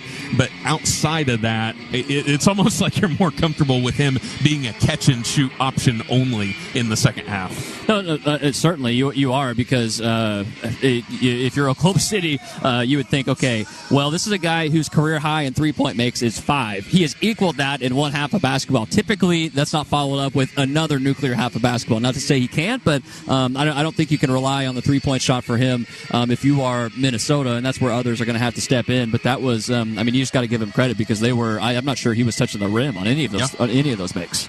Yeah, and they had different peaks. Where they were about to touch the ceiling. Jaden McDaniels hit the first 2 shots of the game, I think, for Minnesota, and then didn't do anything offensively the rest of the way. Did have 4 rebounds and picked up a couple of fouls, and that's something that bears watching here. Isaiah Hartenstein has 3 fouls for Oklahoma City, but on the other end, Rudy Gobert had to miss a lot of time. He picked up 2 very early, just in the first 2 or 3 minutes. Oh, look at this. And we got Jose and Tom here, too.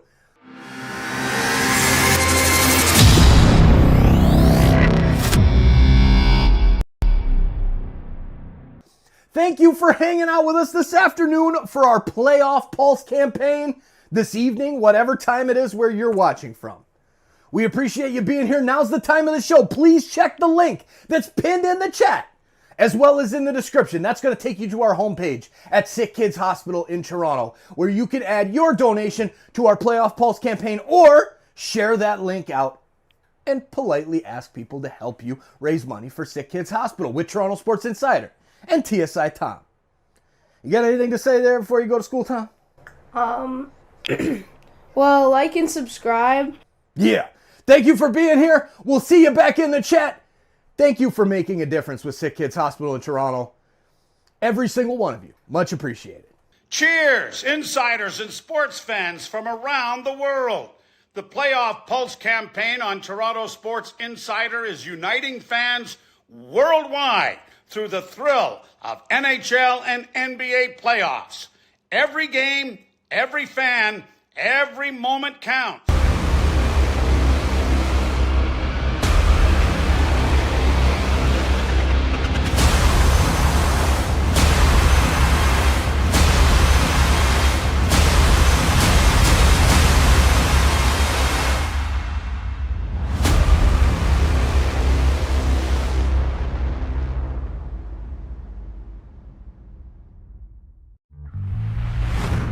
To every child and family who've needed us since 1875, and all who support us, our hospital needs no introduction. But just in case, it's SickKids. And it's our 150th birthday. Our mission has always been healthier children, a better world. The first children's hospital in Canada, SickKids. Pasteurizing milk to prevent disease 30 years before it was mandatory. The heart-lung machine that transformed open heart surgery. A pediatric kidney transplant in 1969. SickKids. SickKids and SickKids. We discovered the gene for cystic fibrosis so patients live longer lives. And we just created the world's first Atlas of Cancer, using machine learning to analyze 13,000 variations. Today, the hospital sees over 130,000 patients a year. We're a research powerhouse, a training magnet, attracting nearly 600 clinical and research fellows from around the globe every year. And we're the #1 publicly funded children's hospital in the world. We're celebrating 150 years of excellence, driven by philanthropy. What's next? Thanks to donors like you, we're going to keep healing Canada and the world, and we're going to heal the future. There is an opportunity for a wide open shooter in the corner. There's a couple times where Caruso was open and Shea didn't see him behind. Like just instances like that, I think you can hunt some open 3-point shots.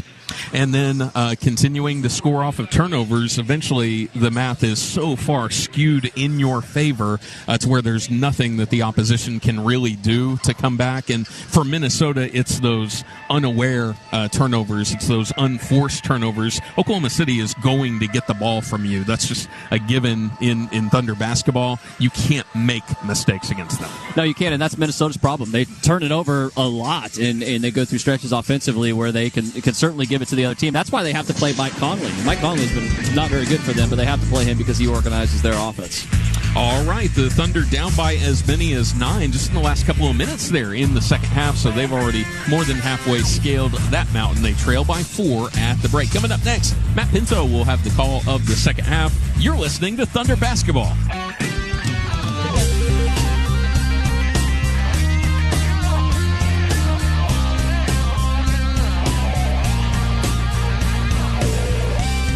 NBA Radio on Sirius XM is available on your connected devices. Listen at home anytime you want with Amazon Alexa, Google Assistant, or however you stream in the house. Station.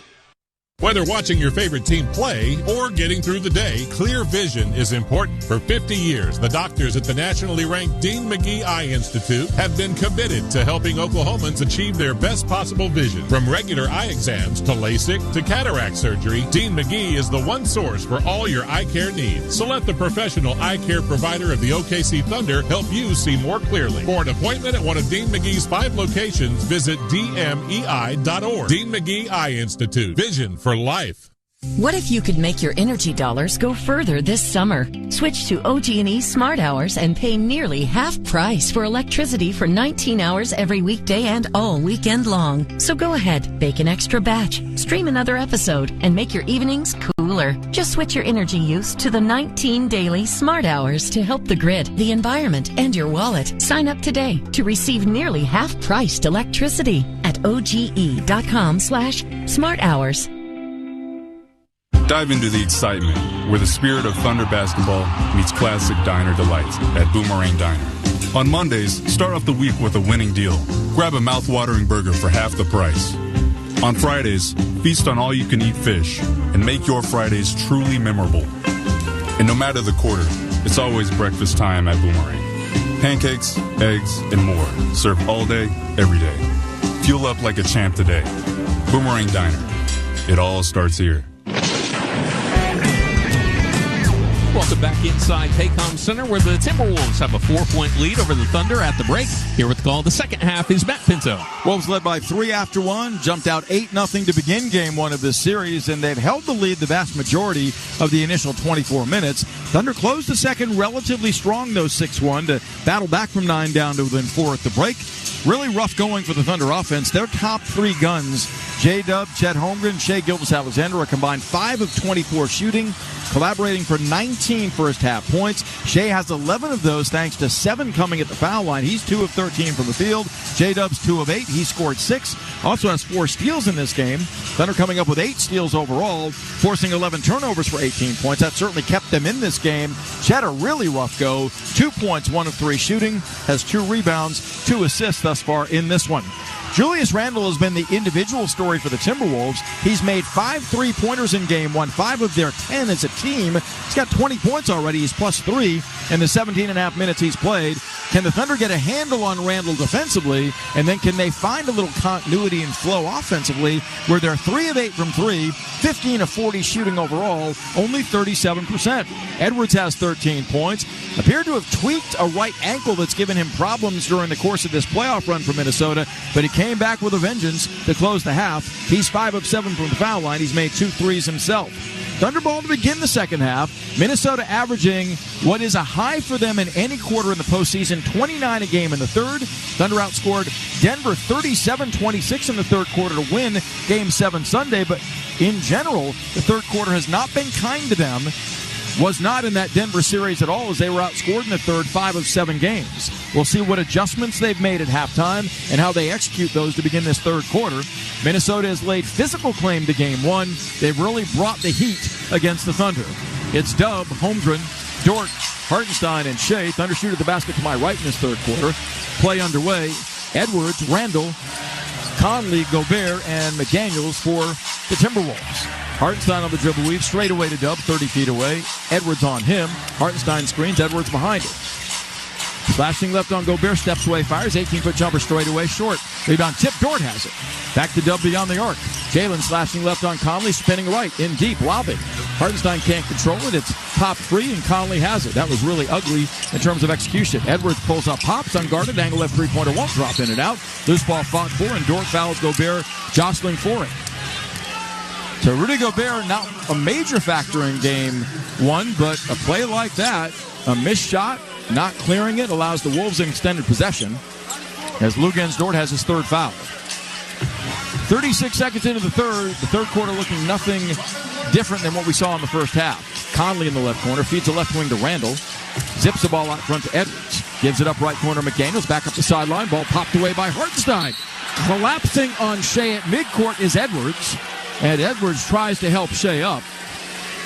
Edwards clearly looking to intimidate SGA and the Thunder with some of his play in the first half. That's his third personal. He's got 3, Randle 3 for the Wolves, Hartenstein and Dort 3 apiece for the Thunder. Remains 48-44. It's where it stood at halftime. A little less than a minute into the third. Shai out front. Back of a Dort pick, slicing left, bounce keys to Hartenstein. Fumbles the ball, gets it back, then throws it away. McDaniels a loose ball. Nothing pretty for the Thunder offense right now. Randle to the trailing Edwards. Guarded by Hartenstein. Slashes left away from him. Down the lane. Kicks in the corner. McDaniels wide open. Strokes a 3 to short. Dort tips the rebound to Shai. Hartenstein's down. Shai front court playing 4-on-5 right now. Edwards on him. Gildas Alexander awaits a Hartenstein pick, gets it, stutter steps, swooping to the foul line, contained by Gobert, spins, holds, out front to Dub open, snaps off an angle right three-pointer, in there, Cha-ching a Thunder money ball, that worked, wasn't pretty but it works. Gildas Alexander bottled up by the 4-time Defensive Player of the Year, but he found an outlet. That was Dub, who splashes his first 3 of Game 1 and has 9 points. Thunder within one, 48-47. Nothing coming easily. 10-20 left in the third, but I guess it shouldn't in the Western Finals. High post left Gobert back to Conley, playing the two-man game. Conley left wing strokes a three-pointer that's off. Holmgren high for the rebound. Thunder seek the lead. They led only once at 17-16 late in the first. Dub on the handle, slashing left on Edwards. Settles for a fadeaway angle left 16-foot jumper that misses everything but the backboard. Not a good shot there. McDaniels clears and the Wolves are back in business up by 1. 2 minutes into the third. Edwards dancing on the dribble. Caught at by Dort. Ducks find a pick up by Gobert. Bounce feeds to Gobert down the lane. High stepping, throws it away. Shea steps into the passing lane and intercepts that effort. Gildas Alexander with his third steal. Crossing over on McDaniels. Slicing left. Pump fakes. Whips it in deep to Holmgren. Hooks over Randall and knocks down a left shoulder 3-foot hook. Holmgren's second bucket gives the Thunder their second lead at 49-48. 9:30 left third quarter, shutting the Timberwolves out 2.5 minutes into this quarter. Crowd aroused down the lane. Conley floats a right-hand runner unguarded that goes from 10 feet out. His first made shot gives a lead back to the Wolves at 50-49. Dub on the handle to the trailing Holmgren. Slashing down the lane to the rim, lays it up. Undercut and fouled by McDaniels en route. Hopefully Chet's okay. Slow to get up. Not up yet. Holmgren sighted a sliver of daylight and took it to the cup, where McDaniels was late arriving, picking up his third foul. So the Wolves have a trio of starters with 3 personals. Edwards, Randall, and now McDaniels. 50-49 Minnesota. Timberwolves incur their second team foul of the frame. As Holmgren, a very quiet offensive night. The Minneapolis native 0-2 free throwing has 4 points.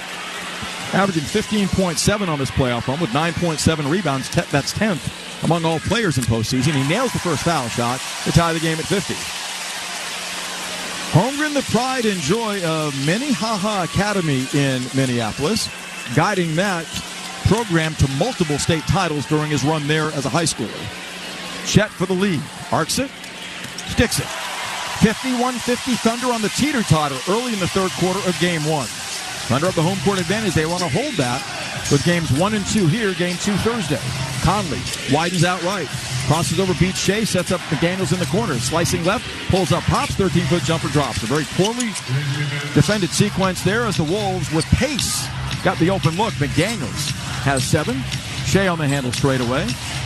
Off the stutter step, McDaniels all over him. Behind the back dribbles. Nothing materializes. Thunder down 1. Shea grinding left now. Steps away, fires an off-balance one-legged 13-foot jumper. It goes, and he's hacked in the yak by McDaniels. Gildas Alexander played the role of Houdini, somehow stabilizing his body in midair off of one leg. McDaniels now has 4 fouls. 8:42 left to play in the third quarter. Oklahoma City 53, Minnesota 52. And Shea grabbing the bottom of the shorts to gather some oxygen. It's been that kind of night. Under duress throughout. Gildas Alexander making only his third shot of this game in 14 tries. He has 13 points, and the Thunder have a 1-point lead as chance of MVP cascade down at Paycom Center. 53-52 Oklahoma City. 8:42 left, quarter number 3. McDaniels out. Well, he's a gritty defender. Alexander Walker in to replace him as Shea splashes the foul shot and gives the Thunder their largest lead of this game, believe it or not, at 54-52. They've outscored the Wolves 10-4 to begin this third quarter. Gildas Alexander's on Conley. Shea has 6 assists and 15 points. High post left Randall. Played by Dub. Back to the basket. Swooping out front. Dort on him on a switch. Randall gives it up. Right wing to Conley. 6 to shoot. Down the lane on Shea. Leans in. Shea reaches in. Popped the ball away, but fouled to do it. That's just not a smart play with the shot clock on the back of Conley, who seems ageless. Now 37 years of age. So Conley creating offense not once but twice deep in the shot clock for Minnesota here as the Thunder have cut off all of his safety valves. And Shea got clean ball there. That's a horrible call, but OKC's out of challenges. Conley has 2 points. They came earlier this third. Arcs the first foul shot. It's up, rattling in. Mike Conley, always an outstanding foul shooter, has made now 11 of 12 free throws in this postseason run. He's a career 80.5% free thrower. Isaiah Joe readying to re-enter. Thunder by 1, 8:23 left third quarter. Joe steps in, Holmgren steps off. Zay off the bench scored 5 for the Thunder in the opening half.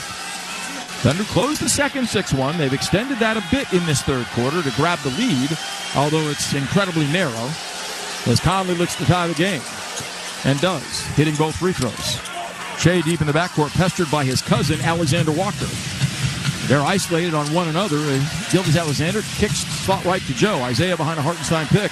Rubs to the baseline, bounce leads Hartenstein for a floating 12-footer in the paint. It goes! Ihart's got a dozen. Without hesitation, lofted at home over Gobert. 6 of 8 shooting. Thunder by 2, 56-54. Finding a little bit of flow offensively. 4 minutes into the third. Edwards gets a screen from Alexander Walker. Dort fights over it. Ball swung wide right to Randall. Now straight away to Edwards. 10 to shoot. Dancing on the dribble. Crossing over. Ducking right. Elevates and fires a 3 straight away that he hits. Not much daylight there, but Edwards knocks down his third 3 back of a Gobert pick and has 16 points in game 1. Wolves back up 1. Joe right wing. 1 and a 3. Edwards wouldn't give it to him. Ball swung now to Shea between the rings. Rubbing off a Hartenstein pick for a 3-pointer straight away for the lead. Back rim. Edwards has the miss. Thunder 4 of 10 from 3. The Wolves are 11 of 32. Edwards weaving his way through defenders. Slashes right on Dub into the paint. Whips it left corner to Conley. Catch and shoot rainbow 3 is up and good. So Mike Conley, 7 points in the quarter. Minnesota's made 12 threes in the game to 4 for the Thunder and is back on top. 60-56, answering the Thunder call to begin this third quarter. 7:22 left in the third. OKC's early advantage in the frame is gone. The Wolves led by 4 at halftime. They lead by 4 now. This is Thunder basketball. Thunder fans, the Thunder are playing excellent basketball, and Midfirst Bank has a great way for you to show our All-Stars your support. Score $200 and a Thunder or Rumble debit card when you open a new Midfirst checking account. Use your $200 to buy fan gear or MVP-worthy apparel. Bank like a champion with the official bank of the Oklahoma City Thunder. Learn more today at midfirst.com/thunderup. Member FDIC. Devon Energy and the Oklahoma City Thunder have launched Devon Sports Lab, a STEM-based program designed to help students improve their game and become excited about STEM through the science behind basketball drills. Our goal is for students to discover how to improve their athletic performance with a better understanding of fundamental science and math concepts. If you have a student in elementary or middle school, visit www.okcthunder.com/sportslab to learn more. Postseason dunks, threes, buzzer beaters. There's so much NBA happening. I gotta keep up. Whoa, take it easy there. There's a better way to NBA. All playoffs long. Wait, really? With the NBA app, you get real-time stats and scores for every playoff matchup. Witness playoff drama as it unfolds. Seriously? Catch every bucket all in one place, all for free. Where have you been all my life? There's a better way to NBA. Download the app today. Available on the Google Play, Apple app, and Android stores. Taco Bueno is the official taco of the Oklahoma City Thunder, and we've got a win for your taste buds. We're celebrating every Thunder playoff game with a free taco the day after. That's right, a free taco. Just mention your Thunder taco and enjoy a crispy beef or soft taco on us. No coupon necessary. It's our way of saying thanks for cheering loudly. Celebrate the playoffs the Bueno way. Only at Taco Bueno. Welcome back inside Paycom Center. The Timberwolves on a Arctic 6 of 24 run before that last 3 by Mike Conley. Oklahoma City has outscored the Timberwolves points off turnovers in this game 20-4. Here's Matt Pinto. And outscored them points in the paint 28-8, but had been outscored, have the Thunder, by 24 points on made threes, and therein lies the rub. Timberwolves 60, the Thunder 56, 7:22 left in the third, whereas in the first half it was Randall scoring to the tune of 20. In the third quarter it's been Mike Conley scoring 7. Wolves have made 4 of 7. We're going to face the best of the best, so it's going to be about our mental toughness, our resilience, our attention to details, and our willingness to keep doing the little things over and over and over, regardless of whichever adversity comes our way.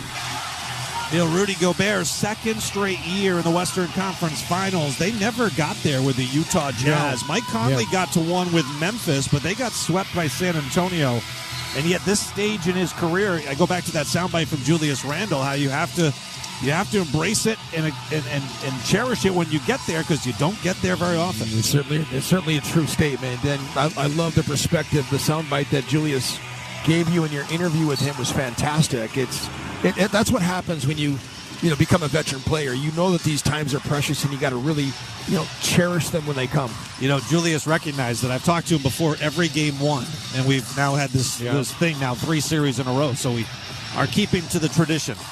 Jalen Williams out of the timeout, works on Nikhil into the paint, shoves off, fades on the 14-footer and hits it. Not enough to call an offensive foul, but less than marginal apparently. 60-58. Jalen Williams has been relatively quiet in this game tonight. 11 points on 4 of 12 shooting. Gilgeous-Alexander, 14 points on 3 of 15 shooting. Here's Mike with the Wolves up by 2. A touch for Rudy, right back to Conley. Squirts his way between 2 defenders. Out to Julius, left angle, 5 to shoot. Going to work on Dort at the elbow. Gets 1 foot in the paint. Now swings into the corner. Mike's got a fire at the buzzer. In and out, no. Rudy with a tip follow. That wouldn't drop. Rebound tapped out. Julius has it. Back to Mike. He'll fire again from the corner and miss it. Jalen Williams, the rebound for OKC. Here's SGA up the center of the floor. Angles left off an illegal Dort screen. And Lou Dort commits his 4th foul of the game. He's got 4. Hartenstein has 3. Only 2 Thunder players in difficulty. And Caston Wallace, who has the #1 defensive rating in the postseason. When he's on the floor, the Thunder have a 92 defensive rating. Would you be surprised if I told you that Minnesota only has 1 more personal foul than the OKC Thunder? I'd be shocked. It's 15-14. That's total amazing. Number. That's amazing. It does not feel like it. And really, the turnovers, as plentiful as they've been for the Wolves, the Thunder have 11. That's right. So both those categories not as bad as it feels like. Here's Rudy on a drive. He draws plenty of contact. Who will this go against? If it's Hartenstein, that's his 4th. Could be against J-Dub as well. And they will give it to Williams. And it'll be Rudy's first trip to the free throw line here tonight. Timberwolves basketball in Game 1, brought to you in part by Travel South Dakota. It's time to put routine at the end of the bench, because you deserve to disconnect from the ordinary and connect to the ones who matter most. Discover endless reasons to pack your bags at TravelSouthDakota.com. It's funny. They changed the foul call because it. Well, they gave it to Hartenstein. They gave it to Hartenstein. First free throw rolls off to the left, and Rudy will get 1 more. The striking thing about the points off turnovers, it's 20-4 in OKC's favor. They've scored 20 points off of 13 turnovers. Minnesota only has 4 points off of 11 turnovers. That is a terrible ratio. And that's what Pablo talked about at halftime too, right? Was converting in transition. Minnesota would get a steal, but they wouldn't score it. Thunder off the second free throw going to that Miami set where they push 2 players all the way forward into the corners. Rudy misses both free throws. It's still a 2-point Wolves lead. Jalen Williams cross court. Kenrich Williams in for Hartenstein, who's out with the 4 fouls. Isaiah Joe into the paint, stops against Ant, now kicks it back out to midcourt. 10 to shoot. Jalen Williams with it, with SGA out there with him. Williams on the move in the lane, floats it up and hits it over Rudy, who got up to block the shot and I think then thought twice about it. It would have been a goaltend, so he let it fall, and it dropped in for 2. We're tied.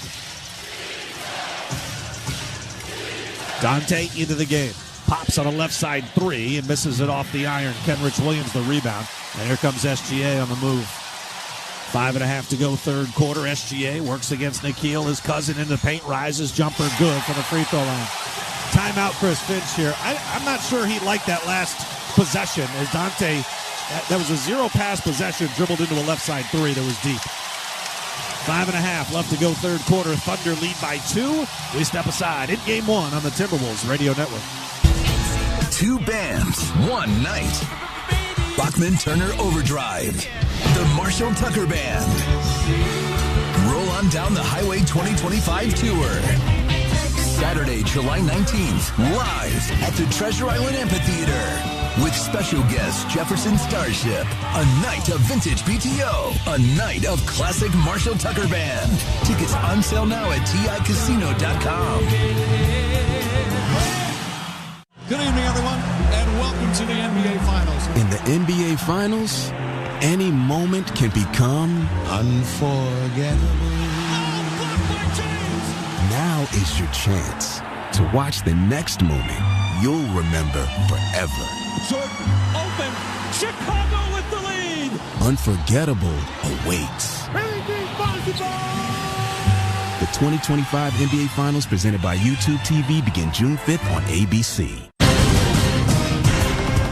And another scoreboard update, courtesy of your local Toyota dealers. Visit Toyota.com today. Let's go places with this Western Conference Finals Game 1 unfolding tonight. We're into the second half as we speak. Tomorrow night, it'll be Game 1 of the Eastern Conference Finals. We'll be at Madison Square Garden in New York City as the Knicks will play host to the Pacers. These same two teams met up in the second round of last year's playoffs. Indy ultimately advancing in 7 despite trailing 3-2 in the series, and it's a Pacers team that once again this year has leaned on their depth. 6 different players averaging 10 or more in this postseason. Tyrese Halliburton averaging 17 points, nearly 10 assists, and 5 rebounds, and he says they'll continue to lean on that depth in this conference finals. Yeah, I mean, we're going to keep being who we are, keep leaning into our depth. I think the biggest part here is, obviously, we feel like we have the best bench in the NBA, so when it's second group, we're very confident in what our group can do, If they're keeping their guys on the floor, keep playing the way we do, and then when our first group gets back in there, keep it going. So, yeah, I think it's definitely a contrast of styles. They play a slower, more methodical way, a lot through JB. We move the ball more, play a lot more guys. So it's definitely a different styles here, but I think that's what makes our game beautiful. And a contrast in styles in the sense that Knicks head coach Tom Thibodeau will sometimes stick to a 6 or 7 man rotation. So again, Game 1 of the Eastern Conference Finals tomorrow night at MSG just after 7 o'clock. Let's get you back to Paycom Center. Alan Horton and Jim Peterson. All right, Cal, thank you very much. Thunder on a 6-0 run here. They've made 6 of their last 7 shots overall. They lead by 2, 62-60. How about a fun fact, Jim Peterson? This Western Conference Finals matchup between the Wolves and Thunder, it's the first time in 29 years that no team from California or Texas is involved in the West Finals. We keep track of a lot of things. I am not keeping track of where teams are from and how often it matches up. But it's absolutely true because of the run for the San Antonio Spurs, the Lakers, Golden State. They've been eating it all up. It's always California and Texas. Yeah, man. Chalk one up for Middle America, baby. That's right. I mean, they do equate to 7 of the 15 teams in the West are either from California or Texas. Well, the Wolves and Thunder getting the Western Conference Finals. The Wolves getting there for the 3rd time in franchise history. Thunder first time since 2016. Out of the timeout, Thunder with it. The crowd into it. Julius fades on a mid-post jumper. Missed it. Came up short. Isaiah Joe's got the rebound. Here come the Thunder on the move. Up into the front court from left to right in the white association jerseys. They've got orange and blue trim. Shea splits through defenders. Down the lane. Scoop with the left hand. It rolls off. He gets his own offensive rebound and puts it back up and in. Key for this Timberwolves team has been keeping this fan base out of the game. They are engaged now. 8-0 Thunder run. They lead by 4. It is their largest lead of the game. Nas posting up. Left side, poking in is Williams. Nas tries to spin off of it. Runs right into Shea Gilgeous-Alexander. Rips the ball away. Here's Jalen Williams into the paint to the corner, Case and Wallace. Wallace on the attack. Going the wrong direction. Kicks out to Jalen Williams, who drives down the lane. Double clutches. Throws it up off the window for 2 more. And another timeout for Chris Finch. 4:19 left to go in the third. 66-60. 10-0, the OKC run. It comes after the Wolves went 6-0 to take a 4-point lead. And now the Thunder have answered back. They've now made 8 of their last 10 shots from the field. And the one thing the Wolves have done a good job of, you mentioned, keeping this crowd at bay. Well, they're up out of their seats now. Looked like Dante may have sprained his ankle on that one miss by SGA. Went up to go rebound the basketball. Couldn't quite corral it. SGA gets it, lays it back in, then gets another layup after that. But it looks like they haven't learned any lessons, Alan, because Nas Reed that time tried to back down J-Dub. And you see when Jalen Williams is post-defending, every time Nas is putting it on the floor trying to get someplace, first of all, he doesn't go anywhere because they're so strong. And second of all, he's poking away, and then when Naz is trying to force his will upon him and spinning to the middle of the paint.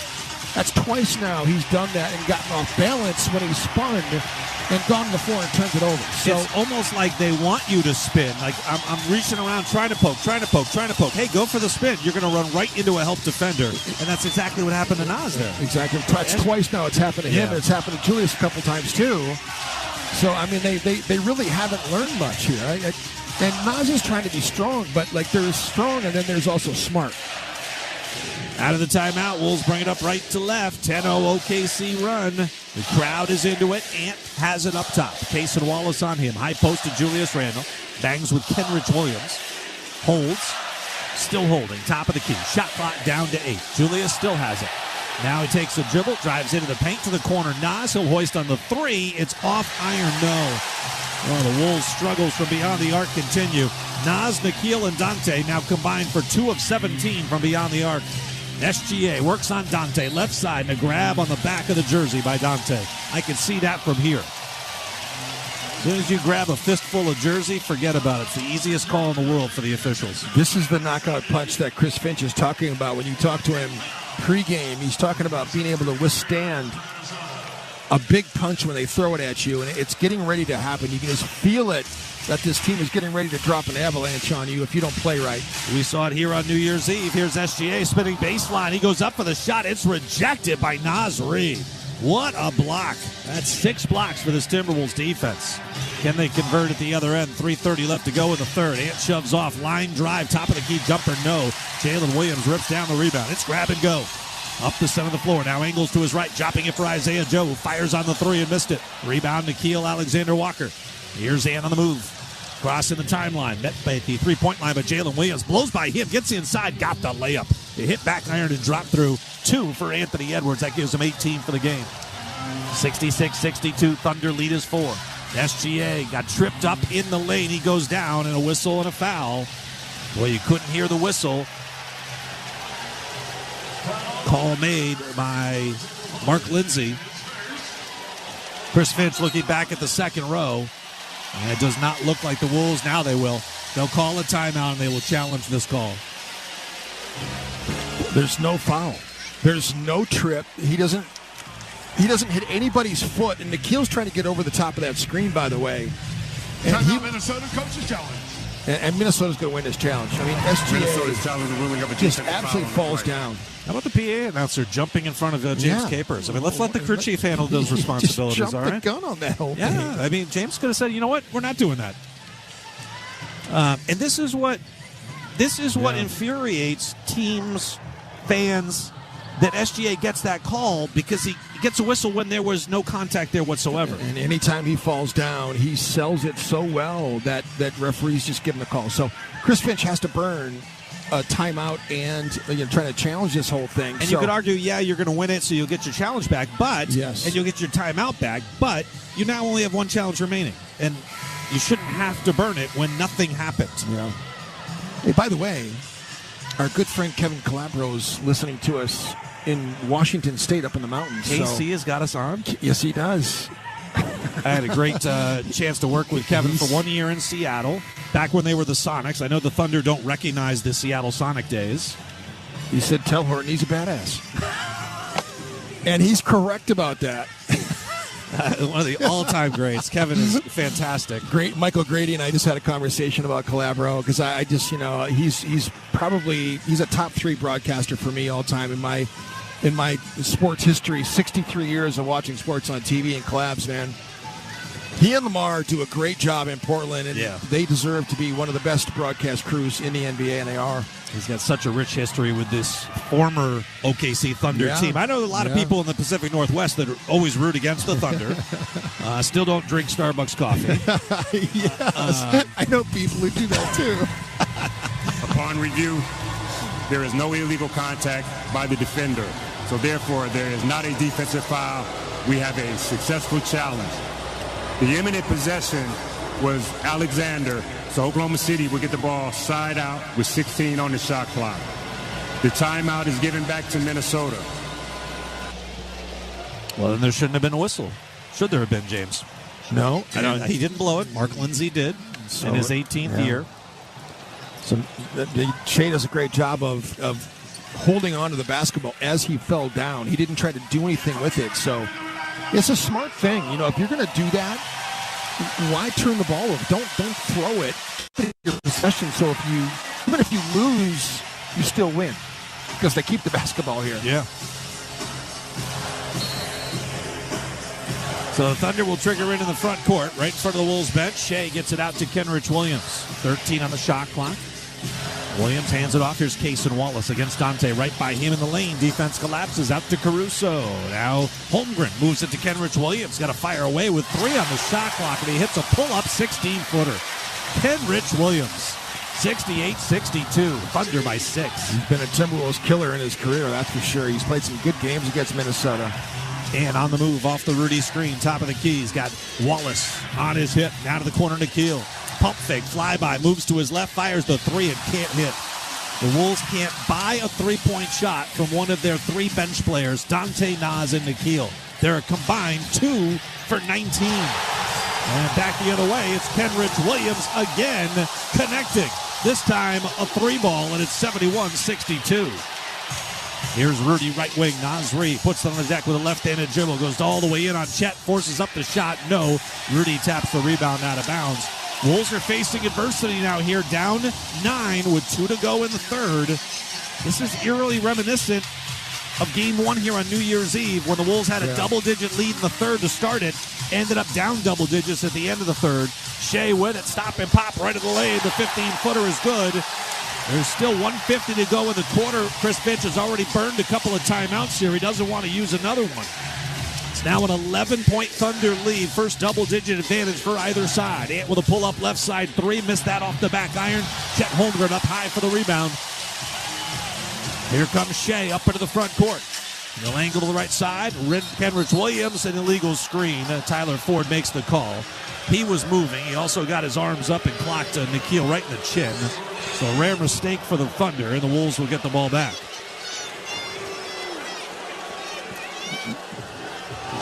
Julius Randle's been down for a while. Chris Finch was a little bit unhappy with shot selection. I don't think he's all that thrilled with what's going on right now. That last shot by Ant wasn't all that great a shot, coming down and pulling right away, not making OKC work at all. Here's Nikhil up the center of the floor, off to Naz, who rubs off the Rudy screen. Right wing Dante, catch and shoot 3, got 1. Dante DiVincenzo, 2 out of 8 from long range from distance. Wolves needed that. Back to single digits, 73-65. Shea rejects the Chet screen down the left side of the lane, banks it in for 2, and he draw a foul. It'll go against Anthony Edwards, and that's going to be his 4th.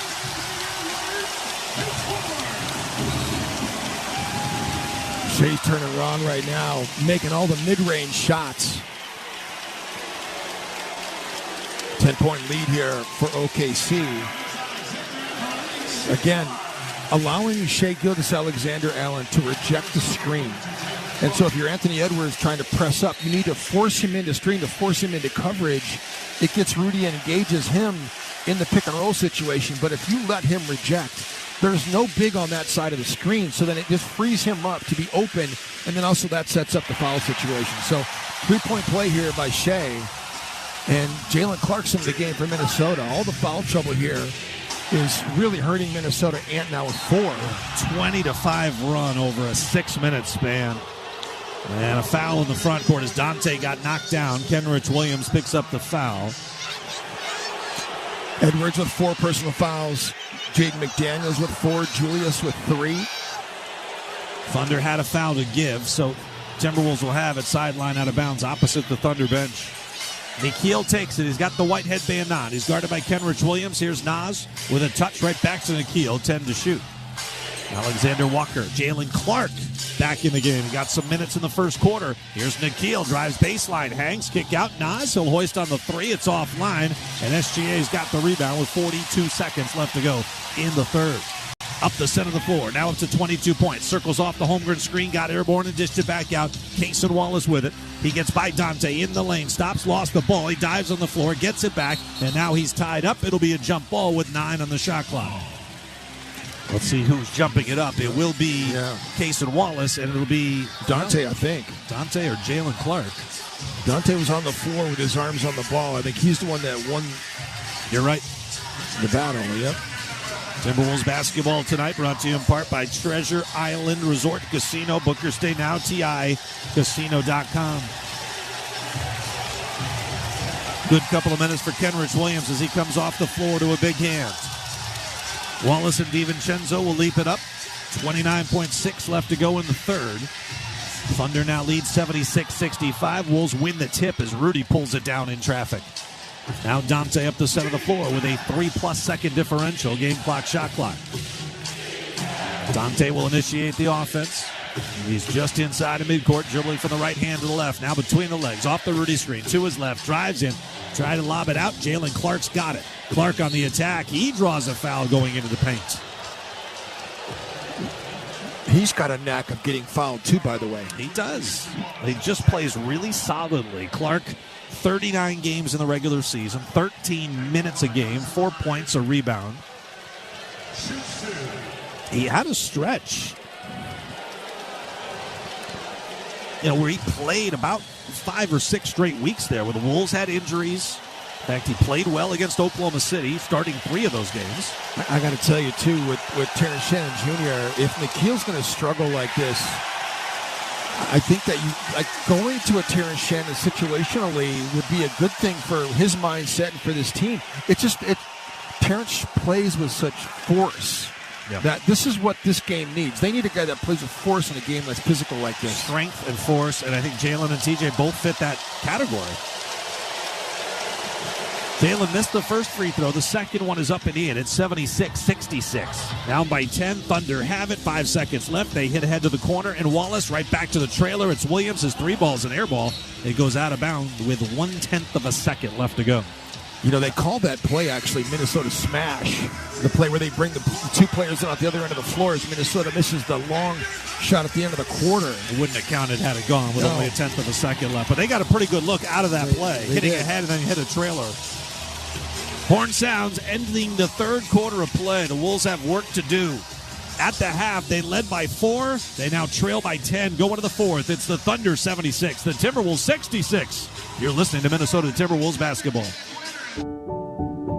At U.S. Bank, when they say they're in it with you, they mean it. Not just for the good stuff, the grand openings and celebrations, although those are pretty great, but for all the hard work it took to get there, the fine-tuning of goals, the managing of cash and workflows, and decision-making. They're in to help you through all of it, because together they're proving day in and day out that there is nothing as powerful as the power of us. Visit usbank.com to get started today. Equal housing lender, member FDIC, copyright 2024 U.S. Bank. No matter who you are or what you do, there's a Ford vehicle that can help you own the day. Make life on the go a walk in the park with the new Ford Explorer. Become the MVP of the work site with the unrivaled performance of a new built Ford Tough F-Series truck, the best-selling trucks in America. Or discover what it really means to adventure in the great outdoors with the new Bronco Sport. Whether it's for work or play, there's a Ford with a great deal waiting at your local Northland Ford dealers. Don't wait. Get behind the wheel of a new Ford today, based on calendar year total sales. Wolves fans, this team is only getting better, and next season starts now. Nas with it off to Ant. Drives in and hammers it through with the right hand. Bring it with a full, half, or quarter season membership and get playoff priority, exclusive perks, and every can't-miss moment from Anthony Edwards. It's Ant's time. He's taking over here in the fourth. Don't wait. Head to Timberwolves.com/memberships to claim your seats. Oh, the energy in the building right now is through the roof.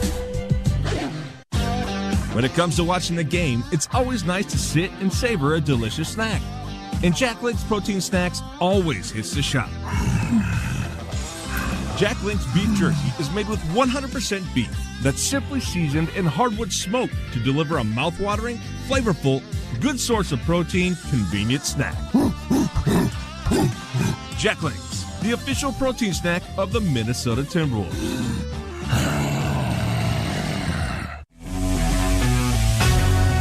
You're listening to the Timberwolves Radio Network. So including tonight, the Timberwolves have faced the Thunder now 5 times this season. In the third quarter of each of the 5 games, Shai Gilgeous-Alexander has gone for 19 points, 13 points, 16 points, 10 points, and the most crucial of them all, the third quarter of Game 1 of the Western Conference Finals, he gets 12 points in the third quarter. It's the reason he's the number 1 scorer in the NBA overall, but he's also been number 1 in first quarters and number 1 in third quarters, and he's just dominated third quarters in particular, Jim, against the Wolves. In the regular season, he averaged 15 points on 71% shooting. Now, he didn't shoot great in the third quarter here, although he's 5 of 8. But he's led the. I feel like third quarters are huge for the Thunder, and we've seen this, especially here, them have big third quarters against Minnesota. Yeah. He was really good down the stretch of the third quarter as well. And now you've got guys like Caruso on the floor. There are 8 defenders. Wallace is out here. Wiggins is an excellent defender. Chet and J-Dub as well. Jalen Williams. So the Thunder go 20-6 to close out the third quarter. And that goes back to the 7:06 mark of the third quarter. The Wolves led by 4. They had just finished a 6-0 run, and then the Thunder got things going, a 20-6 burst over the final 7 minutes. And now lead by 10. Here's Dante, left side off a feed from Randall. He'll fire on a 3. It's off the back iron, no. Thunder control the rebound. Jalen Williams. He's the center point of the Thunder offense here with SGA off the floor. Chet Holmgren slips the screen. Williams pulls up at the elbow. The jumper is long off the back iron, and Nas has the rebound. Wolves begin the fourth with Ant on the bench. You got Mike Conley, Julius Randle, Dante DiVincenzo, Jaden McDaniels, and Nas Reed. Randle one-on-one against Aaron Wiggins. Backs him down in the paint. Turns. The double ensues. Out to McDaniels. Corner 3. Missed it long. Nas read it perfectly. He's got it. Under the bucket. Pivots a couple of times. Gets his shot blocked. Still saves it. Back out to Dante, who buries his third 3 of the night. How about that? What a wild sequence that was. Certainly was. Nas Reed sticking with it. Instead of throwing it out on the offensive rebound for a dagger, he tried to score it, got it blocked, but somehow fired it out to Dante for the 3. He got blocked and came right back to him, and as he was falling out of bounds, Dante got hit. He's down, 5-on-4 advantage. Holmgren a right corner 3, and he buries it. Back to a 10-point Thunder lead with 10:45 left to play in the game. Here's McDaniels inside on Holmgren, the 7-footer. Kick back out to Nas, poked away from behind by Jalen Williams as he drove baseline. Timberwolves will have 13 to shoot. I mean, they have to practice in terms of the hands that they play with, the way that they are always poking at the basketball and pressuring at all times, it's something that they have to practice. Because they all do it. There is an official's timeout here as Dante DiVincenzo. He said he got knocked down. Yeah, there's some blood coming from his nose. And so Aaron Sear, the head athletic trainer for the Timberwolves, will attend to Dante. It's a de facto timeout here with 10:36 left to go in the fourth quarter. He got smacked back on the defensive possession. Wolves all-time in postseason play are 2-36 when they're down 10 or more points in a fourth quarter. One of those comeback wins came in Game 4 of their first-round matchup this year against the LA Lakers. The Wolves were down by 10 with about 11 minutes to play, outscored the Lakers 29-15 the rest of the way. The other come-from-behind win, if you're wondering, came against Sacramento back in 2004. That was Game 2, also second round. So 2-36 when down 10+. It's hard enough coming back from double-digit deficits, what the Wolves have done a nice job of in the regular season. Yeah. But, boy, you dial things up in the postseason. Those comebacks are tough to find. Especially here. Along the baseline, Jaden will trigger in. Dante does stay on the floor. The inbound comes to Randall. He bangs with Caruso. Now steps back, fires on the 14-foot fall away, and hits. First 2 points of the second half for Julius Randle. He had 20 in the first half. Here's Jalen Williams off the Wallace screen to his left. Drives on Conley, bumps, backs, lost the ball, got it back. Now up top, Caruso. Caruso's going to fire on a 3 and rattle it in. So the Thunder starting to knock down some triples. It hasn't been a big three-point shooting night for them. Just 7 of 15, low volume, but high percentage, 47%. Wolves find themselves down by 11, 82-71. Dante the drive, the reverse layup. Chet read it perfectly. He blocks the shot, and then Dante fouls Holmgren trying to track down the loose ball. 9:56 to play, and the Wolves trail at 82-71. You know, if you're going to put the ball on the deck like that with Chet Holmgren guarding you, you better have a plan. And if you feel like he's tracking you, you better keep your dribble alive and dribble out of that mess. Chet Holmgren with it up top, tries to drive on Jaden. He's cut off. Now Holmgren got away with a travel inside, but he threw up an air ball, and Jaden McDaniels comes away with the rebound. Here's Randall on the move against Caruso. Lost the ball. Holmgren comes away with it. That's fourth turnover on Julius Randle. Jaden's got 3. Ant's got 2. Nas has 2. Corner 3 on the way for Cason Wallace. Off the heel, no. And the Wolves escape damage, but they still trail by 11. They've turned it over 16 times for 22 OKC points. Jalen Williams is everywhere. There's a reason why the Thunder lead the NBA in the regular season and postseason in deflections and loose balls recovered. So active. He poked it free out of bounds. Timberwolves have it. Dante off the Julius screen. Nothing develops. Dangerous pass. Cross court. Nas has it, though. Finger rolled the rim. He got it. Jalen Williams was hunting for that steal. And if he got it, he would have had a breakaway. 9-point Thunder lead with 9 to play. Aaron Wiggins will bring it up on Dante. Left of the top of the key is pass deflected, but Wallace has it. Backdoor Holmgren slams it through for 2. Wolves trying to put some pressure on, and when you put pressure on, you get beat backdoor like that. Here's Naz Reid, baseline drive. He'll rise, and he got it knocked away by Caruso, who admits his guilt. Third foul on Caruso. 2 shots coming up for Naz Reid. Down by 11 with 8:42 left to go in the fourth. Timberwolves basketball tonight from OKC, brought to you in part by Eclipse. Want to arrive at a Timberwolves game like Jim Peterson does in his very own limo each and every night? Just contact Eclipse Transportation. You can make reservations by going to eclipsecars.com. And by U.S. Bank. U.S. Bank is proud to be the official bank of the Timberwolves. Nas gets a shooter's touch off the free throw, front rim, and it trickles in. You know, Minnesota has been one of the better points in the paint team here in the playoffs. They're second in the NBA amongst all playoff teams in points in the paint. They've averaged 51.6 on the playoff season. That's second in the league. And tonight, points in the paint, 44-14 in favor of Oklahoma City. It's just unbelievable. Minus 30 in the paint. And then defensively, Minnesota's been second, holding opponents to only 39.6 in the playoffs as well. So it's completely out of their character in this game. They've not been effective getting to the rim, and it's something that OKC does. They take away the paint from you. Yeah, they do. They're number one. They're top 10 in limiting shots at the rim and number 1 defending the rim. Holmgren inside gets a feed from SGA, pivots and slams. Right. It's an 11-point Thunder lead now with 8:20 left to play. Jaden off to Dante. He'll turn fire on the 3. It clangs off the front rim. No. Dante has taken 11 threes tonight. He has missed 8 of them. Shea, deep 3 straight away. In and out, no. And Ant's got the rebound with 8 to play. Anthony Edwards, 18 points, 5 of 12 shooting against Caruso as he crosses the timeline. Ant struggled in 4 games against the Thunder, shooting under 40%. Gets it off to Dante, gives it right back. He'll pop on the 3. It's off the back iron. No. Holmgren up for the rebound. Couldn't squeeze it. Randall saves it. Out to Dante DiVincenzo. Dante to the right wing. Here's Nas. Pump fakes the 3. And high post. He'll dump it inside. Randall goes up and foul from behind. Good recognition there by Nas. He saw Julius was kind of in his area, so he kind of drifted out and allowed the passing lane to Randall along the baseline. Well, just keep playing. And that's what Chris Finch is telling these guys. All you got to do is keep playing, and heck of a possession right there to make something out of nothing.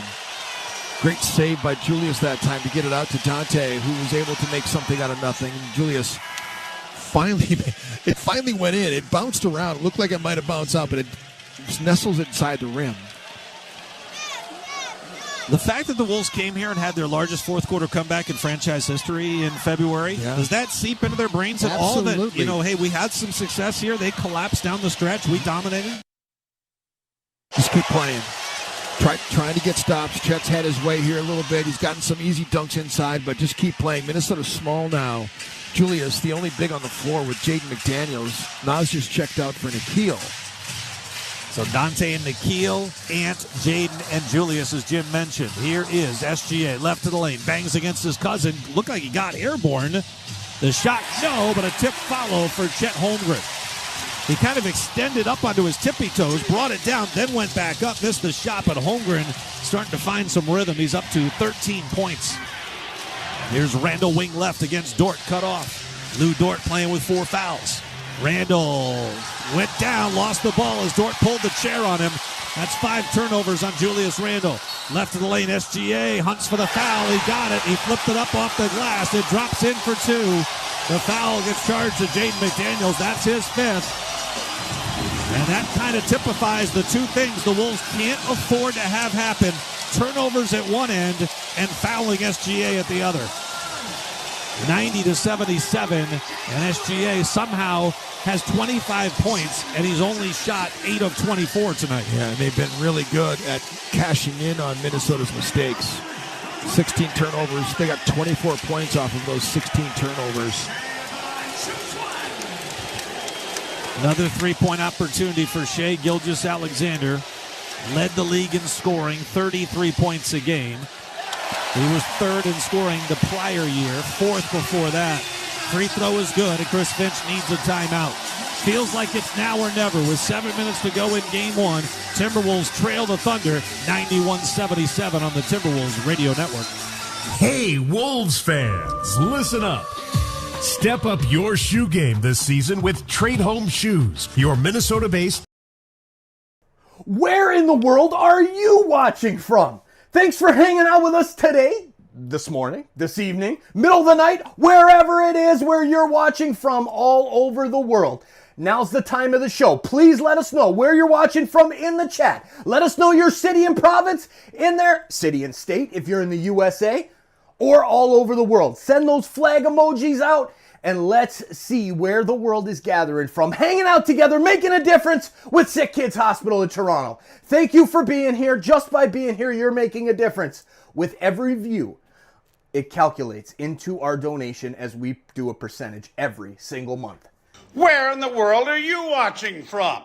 Now's the time to show for you to let us know where you're watching from in that chat or by visiting our new live viewers website. Holy Mackinac! As we are passing 100,000 insiders on Toronto Sports Insider, the playoff pulse is a global force. Visit TorontoSportsInsider.com to see our live viewer map and where fans are cheering from right across the globe. While you're there, check out our awesome new website and fresh merch options. Let's keep growing this global community.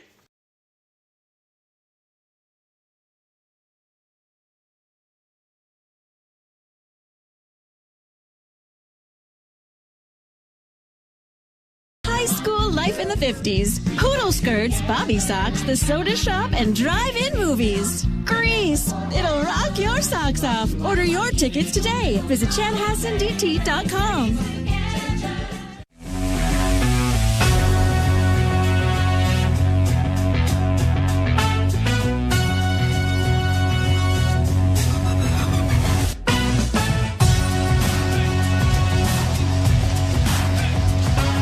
Timberwolves got it down to 9, but a little 7-2 burst here by OKC has put them back up 14. It's their largest lead of the game. 7 minutes to play in the fourth quarter. Thunder coming off a 7-game series, which finished up just 2 nights ago here at Paycom Center. And Alex Caruso played a big role in the series win over the Nuggets. He was asked if the Thunder are going to have tired legs heading into this series. To be honest, we don't have time to worry about if you're tired or not. Like, we're 8 games away from winning a championship. You know, like 4 games away from getting to the finals. All that's kind of out the window. Like, you just show up and do your job.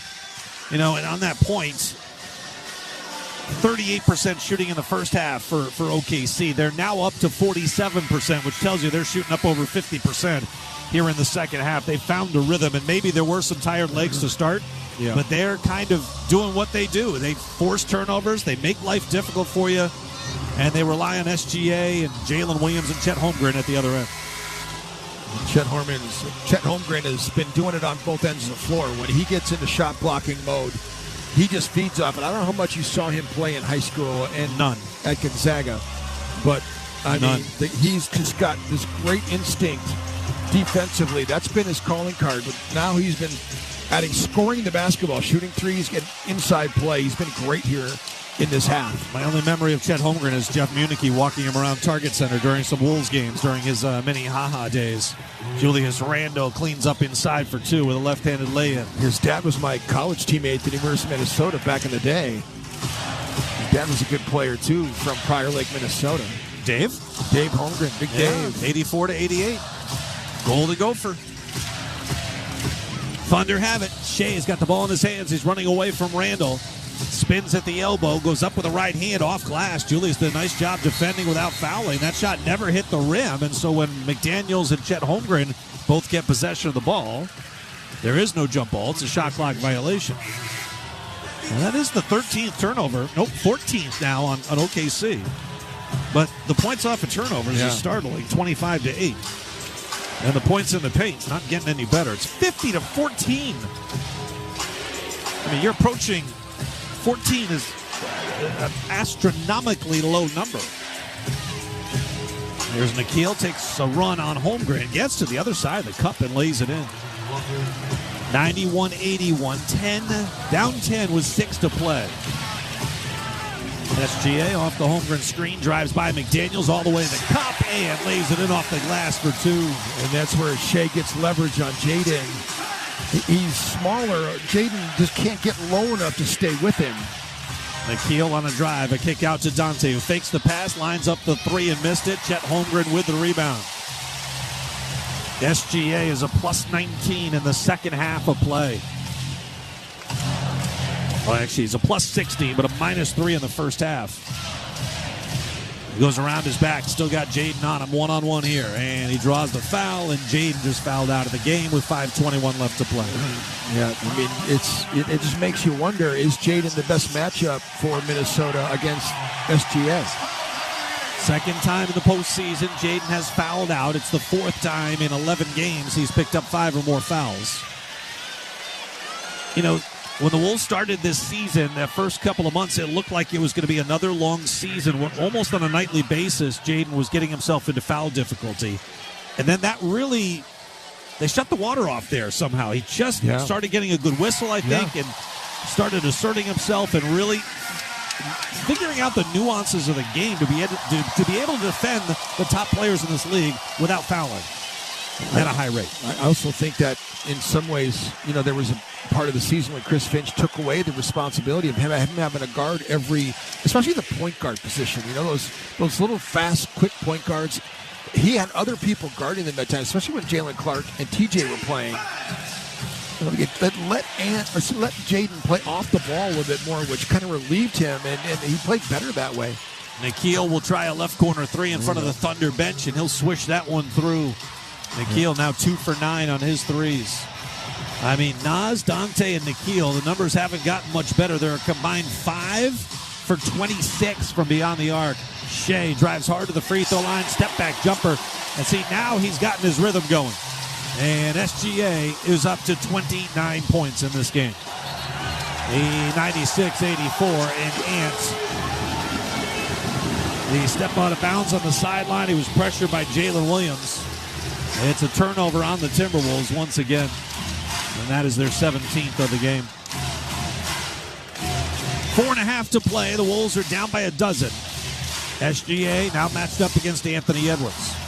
Dante comes on a double. Bounce pass to Williams. Extra pass Dort. Corner 3 on the way is good. Timeout, Chris Finch. 99-84. The Wolves are down 15 with 4:24 to play here in Game 1. You're listening to the Minnesota Timberwolves Radio Network. Postseason dunks, threes, buzzer beaters. There's so much NBA happening. I gotta keep up. Whoa, take it easy there. There's a better way to NBA. All playoffs long. Wait, really? With the NBA app, you get real-time stats and scores for every playoff matchup.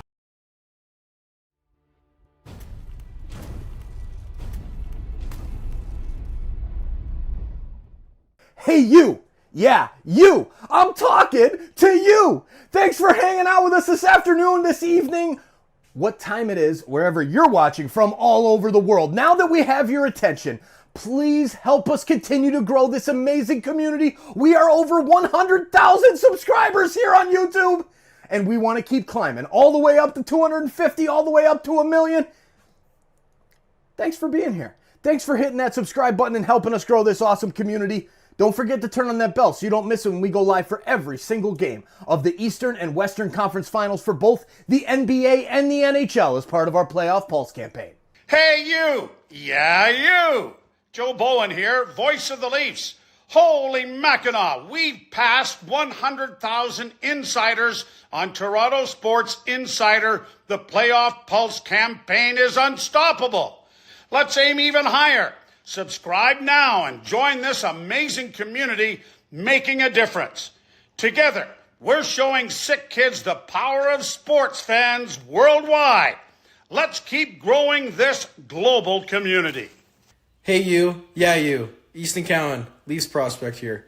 I'm loving these Playoff Pulse live hangouts. Subscribe and turn on the bell to catch every game. Keep the chat buzzing and let's cheer for SickKids together. See you in the chat. Going to win because of what happened previously or the history. We have to go out there and earn it with our play. It starts with your preparation going into the game to understand how important that is, and that's where we want the focus to lie. So we have an understanding. We know what the Knicks mean to the city, and so there's, I think, a responsibility that goes along with that.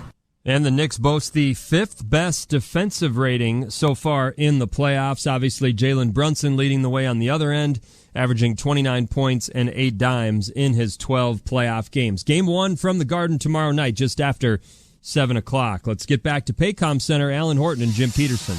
All right, Cal, the numbers are not pretty here in Game 1 for the Timberwolves as they trail 99-84 with 4:24 left.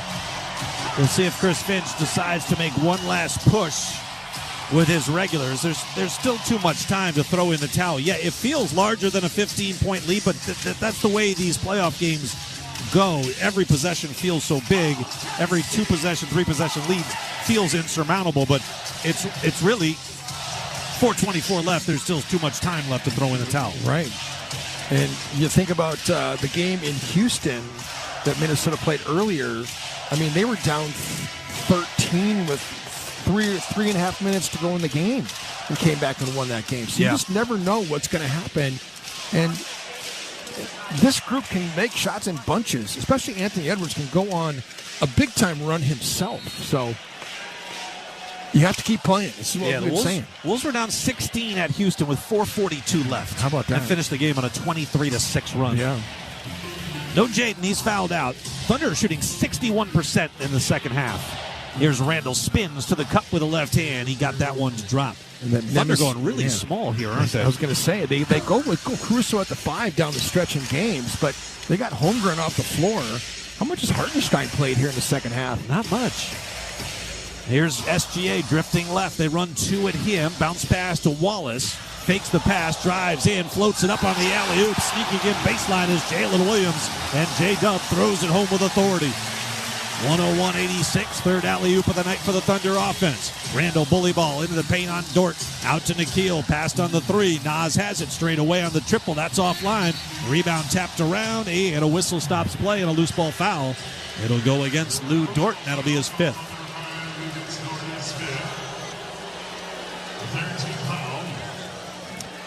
You know, they kind of run a double the last couple of times at Shea just to get the ball out of his hands, but it's a very kind of soft double. Wouldn't you want to run more aggressively at him and, maybe try to force something? Doesn't seem like putting him under much duress. Nas the drive, and he throws it out to the wing. He split the difference between Dante and Julius at the angle and threw it out of bounds. You know, one of the things that you can do on a nightly basis is pressure the basketball. It doesn't take any skill to do that, really. I mean, it takes energy to do it and a want to do it, but these guys, that's what makes them great, is that they're hard to play against individually all 48 minutes. Jalen Williams gives it off to SGA. Rejects the Caruso screen. Drives on in. Now stops. Fades. Got airborne. And in the last minute, kicked it back out to Caruso. Dribbles into the 3 and hits it. No ball 3 for Alex Caruso. He's 3 for 3 from deep. He's got 9 points. No ball pressure at all. I mean, Julius Randle had his hands down that time. And again, Ant throws it away. Lou Dort with a steal. Thunder have it. They're up by 18 points with under 3 minutes to play. Shea looked like he was going to burn some clock. Now he drives, hands it off to Caruso. His shot rejected out of bounds by Dante DiVincenzo. Still 12 to shoot. I mean, when Shea drives, boy, he is sort of crouching down. It's like he's going down, then he'll step through, then he'll use a Euro step, then he'll stop and keep going. He goes through like 4 different moves on his journey to the paint. He's a cat. He is a cat. Jalen Williams off the inbound. One dribble, pull up, tough 15-footer over Nikhil. That rims off, and Ant's got the 2:35 to play, and the Wolves down by 18. Edwards against Caruso up top, gives it off to Naz Reid. Back to Ant. He's pressured by Caruso. Still with it against Caruso, left side. Now to Naz on the right wing. Deep 3 on the way. That's offline, and the Thunder have the rebound. Edwards has 18 points in this game. He's only had 5 in the second half. And he's now 5 of 13 shooting, so he's 2 of 6. Only gotten up 6 shots in the second half. Jalen Williams crosses over, drives, and he gets fouled by Dante DiVincenzo.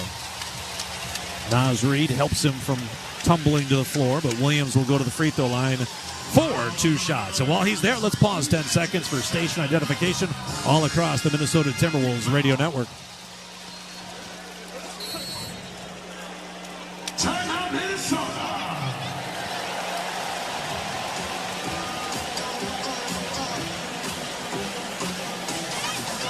Along with Jim Peterson, I'm Alan Horton. We're at the Paycom Center here in downtown Oklahoma City, Oklahoma, for Game 1 of the Western Conference Finals. Our studio host and executive producer is Cal Soderquist. Our engineer is Britt Lockhart. Our statistician, Super Dave Hanlon, remotely tonight. Studio coordinators, Alex Leibold and Ben Haney. Glad you're along with us. 100.3 FM, KFAN, The Fan in the Twin Cities. That's our flagship. The iHeartRadio app. Just go to iHeartRadio.com or download the app. It's free. Search Timberwolves. Click on that play button. You can listen for free from anywhere, from anytime. Timberwolves mobile app, NBA app, SiriusXM satellite radio, and all across the vast and ever-expanding Timberwolves radio network. Timeout has been called before the 2 free throws for Jalen Williams. It's 104-86. Thunder lead it by 18. Timberwolves led by as many as 9, but that was way back in the first half of play, which feels like hours ago. Thunder have... their largest lead has been 18, which is right now. They've reached that a couple of times. But the big swing in this game came in the third quarter when the Timberwolves went on a 6-0 run to go up by 4 with 7 minutes to go in the third quarter, and the Thunder closed 20-6 over that 7 minutes. It'll be interesting to see what the shooting numbers are for the Wolves over that 7-minute stretch. I mean, 6 points in 7 minutes is just not going to get it done. Chris Finch has emptied the bench here. Luka Garza, TJ Shannon, Josh Minot, Jalen Clark, and Rob Dillingham on the floor. Kenrich Williams, Aaron Wiggins, Isaiah Joe, Ousmane Dieng will get an opportunity here. And A.J. Mitchell is the 5th on the floor. Although I mentioned 6, one of them eventually, I guess it's Jalen Williams, who will come out after the 2 free throws. And the Wolves will face a little bit of pressure here. Thunder not just going to back up, and now Jalen Williams commits the foul, and then he'll come out of the game, and Ousmane Dieng comes in.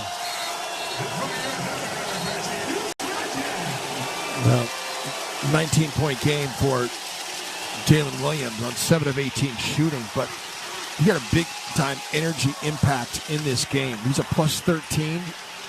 Shea with 31 on 10 of 27, so they didn't make him miss 17 times. You mentioned Jalen. I got to interrupt you. He's got 5 steals, Jalen Williams. Yeah. Talk about energy. Holy cow. TJ Shannon, elbow jumper, rattled around. Looked like it was going to pop out. Dropped right back in. Minnesota's bench, man, they couldn't have played worse in this game. 106-88. It was a rough night for Naz, Dante, and Nikhil. Naz a minus 19, Dante a minus 18, Nikhil a minus 12. They combined to shoot 7 of 36 and 5 of 28 from deep. Here's Isaiah Joe, got Josh Minot in the air, draws the foul, he'll shoot 2. what's also surprising is the volume of shots that the bench guys took. And when we say bench guys, we're not just talking about those three guys in particular. Those are the main guys. Yeah. But they took 36 shots. They took 28 threes. Ant only took 8. I mean, Julius 6.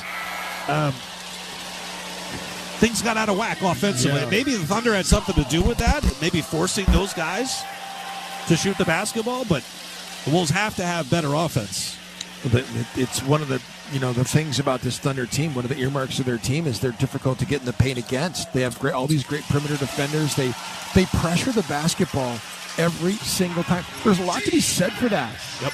If I'm coaching a team, it's one of the things when I did coach, it's like I always would preach, be hard to play against.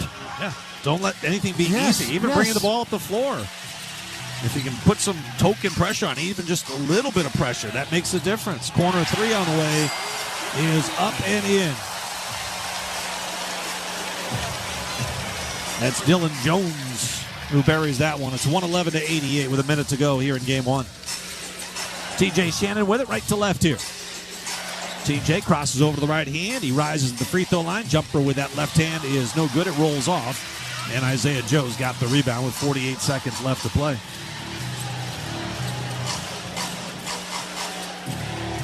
Wolves have committed 19 turnovers tonight. 38 seconds left. Kenrich Williams, a right side 3 on the way. That's good. Well, the numbers are going to be really impressive in the second half for the Thunder. And they may have been a little tired in the first half. And obviously the Wolves had something to say about their performance in those opening 24 minutes. But the Thunder off and running in the second half, dominating and pulling away for the Game 1 win. Jalen Clark misses a 3. Mark Daignault says take the shot clock violation. There's less than a second differential. Thunder going to take Game 1. And, it's interesting. The Wolves dropped Game 1 against the Warriors in the same scenario with a team coming off a 7-game series, having played 48 hours earlier. Come on, TV. Get your act together. Everybody's on the floor. They're so quick to get their close-up. Highlights from this one and our 3 factors all coming up on the Minnesota Timberwolves Radio Network. At U.S. Bank, when they say they're in it with you, they mean it. Not just for the good stuff, the grand openings and celebrations, although those are pretty great, but for all the hard work it took to get there, the fine-tuning of goals, the managing of cash and workflows, and decision-making. They're in to help you through all of it, because together they're proving day in and day out that there is nothing as powerful as the power. Oh, look at this. And we got Jose and Tom here, too.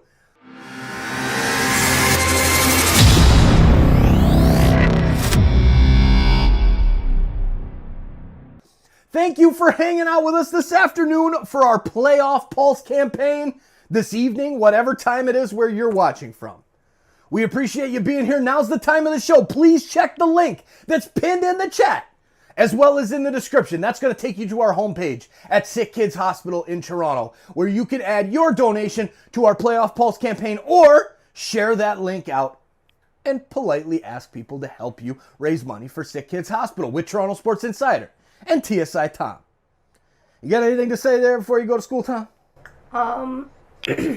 Well, like and subscribe. Yeah.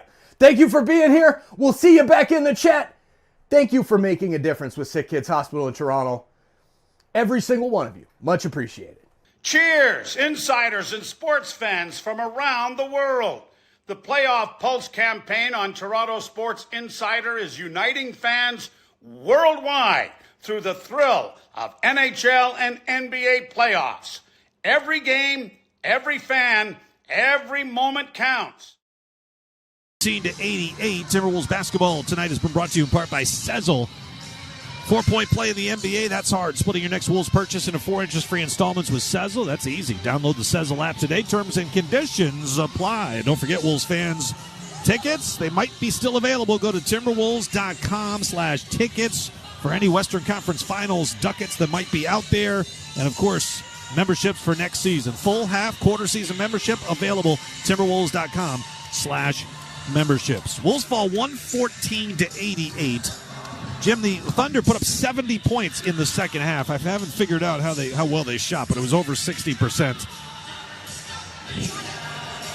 What was the biggest key in the second half? I got to say it was the ball pressure that OKC put on Minnesota. The fact that the Wolves never got a chance to get in the painted area, and they were able to turn Minnesota over, and it was demoralizing, really. I mean, you're saying to yourself, why are you continuing to fire three-point shots? They shot 51 threes tonight in this ballgame, and the points in the paint differential is just an unbelievable number. I mean, it got a little better. I mean, it's 54-20 at least, but I just think their inability to even move the basketball from side to side or getting into the painted area to be able to score it at any high rate at all was very demoralizing. Yeah, at least it got out of the teens, right? It looks a little better with 20 instead of it was 12, 14, 16, 18. It really kind of moved along slowly there. But, man, the Wolves just kept turning it over 19 times for 31 points. Yeah. It's the volume of turnovers, and it's the rate with which, I mean, they almost scored 2 points per turnover. I mean, you're just helpless against this team when you turn it over. Well, it was the way the game started, too, Alan, because they could have really built a big lead in that first half if they didn't turn it over and foul as much as they were doing.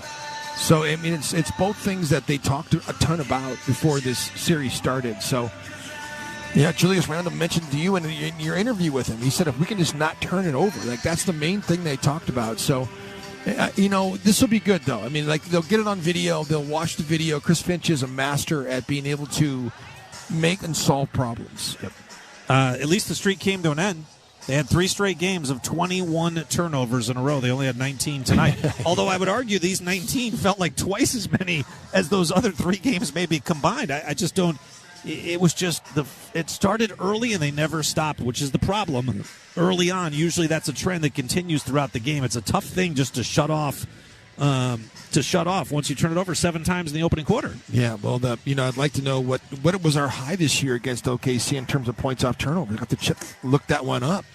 It was just 31 points off of the turnovers. The efficiency with which they scored was pretty amazing. So yeah, it was. They made them pay, and that's we knew that we couldn't make those mistakes in this game, and they played with fire. Timberwolves all time in game number 1s dropped to 5-14, 4-4 under Chris Finch after they had been 1-10 heading into Chris Finch's tenure as head coach. Head coach Chris Finch. Let's listen in on his post-game press conference. Didn't get a bunch of quality looks, and then it affected our defense, honestly. We got some fouls early, which I thought made us a bit softer than we needed to be. And then, it was just – then when we did get good looks, they didn't go down. So. You mentioned the defense became a little softer. Was that the main issue in your eyes on that end of the floor in the second half? Yeah, I think it was, like I said, our offense affected our defense, and that can't happen. And so. Chris, the amount of good looks it seemed like you had from 3. I mean, how do you feel just about? Yeah, I think there are a lot of good shots out there. I think we got to clean things up a little bit. Sometimes the passes were late. Sometimes we weren't quite shot ready. Sometimes we need to turn them into other plays. But I did think that we got a number of really good looks. And we really couldn't connect when the game was kind of turning against us. So. And Julius was great in the first half, and then did they just really kind of load up on him in the second half? I didn't see necessarily anything different. That's on me. I got to get him the ball. I got to get him more involved to start that second half. So, Coach, it seemed like coming in this game again, you guys have really put a lot of pressure on the rim in the first 2 series, and then kind of in game 1 of this when you guys only had 20 points in the paint. What would you say, just from your vantage point, was the biggest thing that kind of hindered from you guys being able to do that? Well, they got 5 guys in the paint at any given time, so Chris, the bench, specifically Dante and Nas, didn't have a great series before. Is it just a matter of them being cold tonight, or what do you see there? Yeah, a little bit of that. Like I said, we had some good looks. I thought we had some rushed looks too, and then but we got to do a better job of repeating the things that we know we can find out there, and getting a better rhythm, and those shots will go in. So, Chris and Jaden, he was pretty good when he did get the shots. Does he need to get a little bit more involved in what's going on? Yeah, I thought he turned down a bunch of looks at times in the second half. I thought he turned down some looks in the second half. So, but yeah, 5 shots is probably not enough for him. Chris, Rudy gets the 2 fouls in the first minute of the game comes out. How much of his performance tonight do you think was about him maybe getting out of rhythm with that versus what he could do more of to give you more production? Yeah, I mean, I don't know about, obviously 2 fouls, a minute and 38 seconds or whatever it was into the game. I thought the second one was a little, unforgiving. I thought it was certainly. But yeah, I mean, we weathered that storm pretty well. I just kind of wanted to go with a more small skilled lineup, when we got down to see if I could change the complexion of the game. As Rudy was a -2. He was actually one of our better plus-minus guys. So, it's nothing Rudy did or didn't do tonight. It was just got some early foul trouble, and then I tried to do something else. So. Finchie, forgive me if I missed this in the beginning, but Ant's ankle, was that bothering him? Did you talk to him about it? I know he came back in, and then was it 4 fouls? He said it was a bit sore at halftime, but he said he would be fine. So yeah. No, we didn't talk about it yet. So. Coach, could you sense some of the frustrations that some of your players had with some of the calls that Shea was able to draw? Yeah, there was a lot of frustration out there, but we talked about that before the series started, and we have to be able to kind of put that aside and get on with the next play mentality. So.